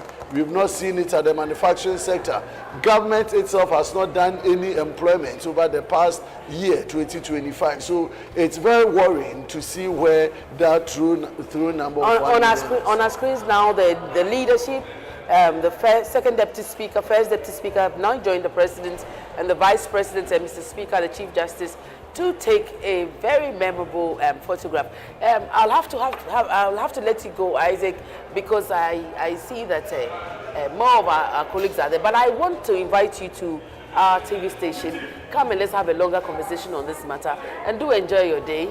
Awesome. Have a blessed day too. Thank you very much. Deputy Director for Broadcasting doing his thing. They're trying to get Mr. President. Oh, and that's our clerk and our deputy clerk, together with the head of table and the marshal. I'm taking a photograph with His Excellency, the President of the Republic of Ghana, John Dramani Mahama. Of course, my very own brother, Fred Bauer, is also in the background with the mace, which is the authority of Parliament, which is a symbol of authority of Parliament. And today has been a special day. This is a special edition of our coverage on GH Parliament TV, and the plan is to bring you real-time happenings from the real source where it happens, and conversations are being had by the people who are themselves the actors of the things that you see. And today, we've had an opportunity to not only see the state of the nation, which we always see in the media, but also for the very first time ever, tell the Parliament story our own way. And I am being joined by a man who should have been here a lot earlier because he's my partner in crime. We worked very hard to see this come to fruition. Congratulations. I didn't get a chance to congratulate you on GH Parliament TV. Oh, thank you. Thank you well so done. much. Yeah. But I've been seeing your documentary. Yes. And every time I see the documentary, I'm like, why didn't you say, oh, I worked with Kate on it? Kate, everybody knows that you lead the team. So when we talk about Parliament TV, we cannot skip you. And you know that you have been on the drive. How have you been? I've been very well. Terrific. Today, yes. How did it go? I'm so happy. I'm so happy, so happy. I can't express it because it is one of the best State of the Nation address that we have ever witnessed in the history of this country. If you consider the fact that Ghana was taken back, in fact, it is projected that we were taken back about 20 years. Just in 8 years, they took us back to 20 years by paying all our debt, in fact, almost all our debt, because he highlighted that the debt owed by WAIC or to WAIC has been paid fully. We have also serviced many of our bilateral debt as well. And that alone gives me relief. It means that some people come to accumulate debts and show no results. Others come to pay our debt and show results just in 1 year. What he has been able to achieve is remarkable. And that is what makes me so very happy. You know, in the morning, we had conversations before the State of the Nation, and the question I kept asking your colleagues was whether they had specific interest areas that they like the president to talk about. Yeah. Did you have a specific area that you were interested in? Of course, and Kate, you know that... Communication. Yes, exactly. You know, you know very well that my interest area is communication. The president just delivered. In fact, I knew what we have achieved within the 1 year together with the Minister for Communication, Honorable Sam George. In fact, what we have been able to do is rolling out the 1 million coders. That is going to take a lot of our youth from the streets into, you know, getting knowledge in coding. And that is going to change their lives. We are currently selecting coders, or if you like, leaders, or those who are going to drive this through the various districts and constituencies. And I'm so happy that it is taking shape. The University of Ghana is involved, GIFEC is involved, Kofi Annan ICT Center is involved, everybody. There is also the private sector that is also willing to come on board with this. So it is something that we have achieved. In fact, we are currently also building city centers in all the districts in the country. You know, I have youth parliamentarians in my public engagement department, so maybe I'll come and lobby and then, you know, we'll give them some Why special not? dispensation. The ministry is open. In fact, what we want to do, we want to change Ghana into a hub of ICT. Like the president mentioned, go to Dawa village at Pram Pram. It is coming big time, where we're going to have all the multi-corporations in the ICT industry come to Ghana to mining. Yes, I bet we are on the right direction. And I believe that as we roll out responsible mining, as we work number one in terms of almost all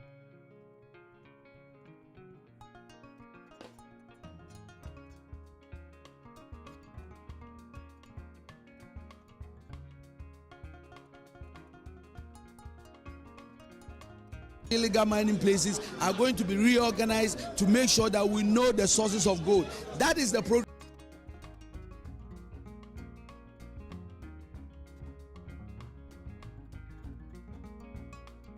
The second deputy speaker represented, yeah, exactly. And he stayed the whole day. Exactly.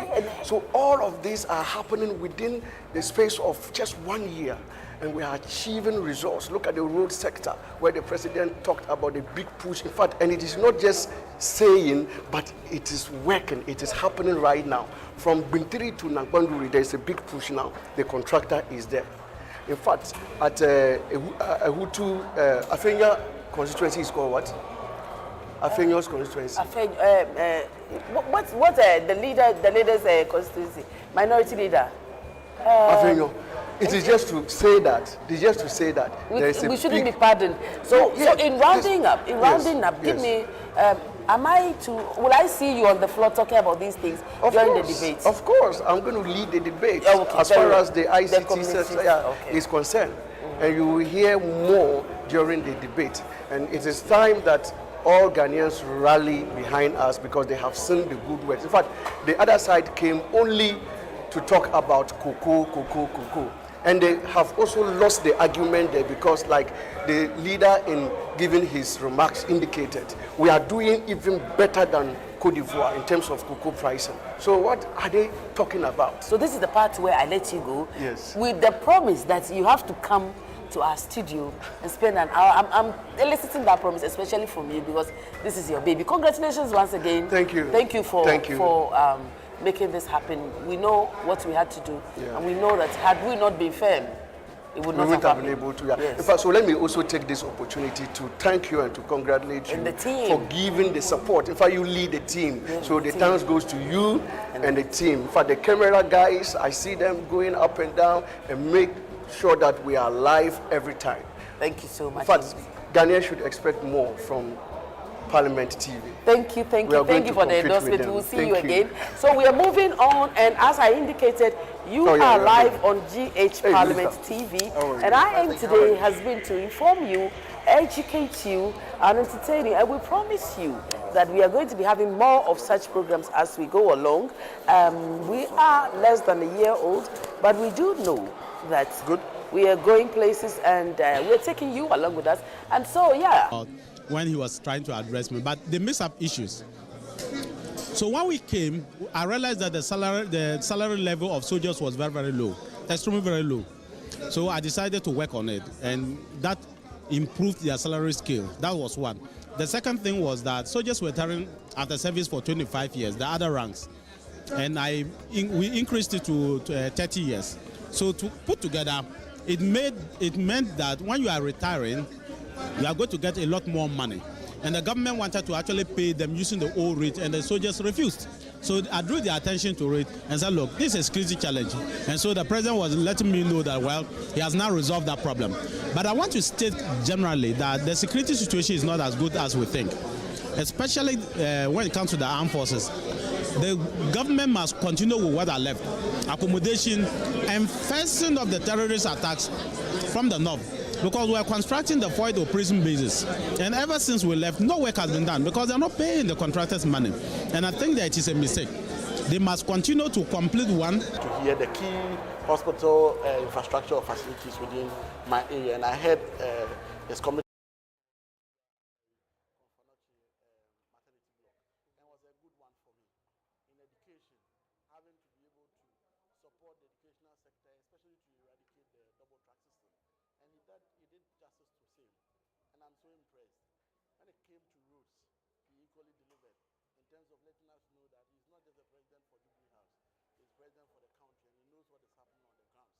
For me, and equally in my interest as regional minister, he made mention of the key big push projects that are happening within the region. The Outer Kumasi Ring Road, the Swami Interchange, the Mahojo Runabout, the Kwara Runabout outstretch, Sunyani Kumasi Road Phase 2, and the Accra Kumasi Express Road, which is the flagship of it all. So then I'm assuming that when the debate starts from Tuesday, we are going to be talking about roads. Unfortunately, I will not be in the chamber to do the debate as a minister, not a member of parliament. Yes. You see, so the thing about, again, this is the point of education for our viewers. The thing about members of parliament is that, in fact, you are allowed to attend upon the house and even contribute to debate.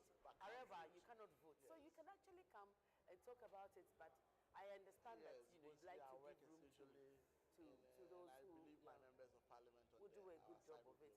So let me say bye-bye to you, but when are we seeing you on parliament to those who my members of parliament will do a good job of it? So let me say bye-bye to you, but when are we seeing you on Parliament TV? Uncle and father, so send my kind regards to him and I'll take care of the region. The Tumfo is my uncle and father, so send my kind regards to him and definitely take good care of the region. Thank you for coming. So the conversation is going on, and we have honorable to join. Definitely. Thank you for coming. And so the conversation is going on, and we have honorable to join talking about MPs and their expectations. Okay, very well. Were met. Yeah, very well. So we are talking about the MPs and their expectations and whether these expectations were met. Are they just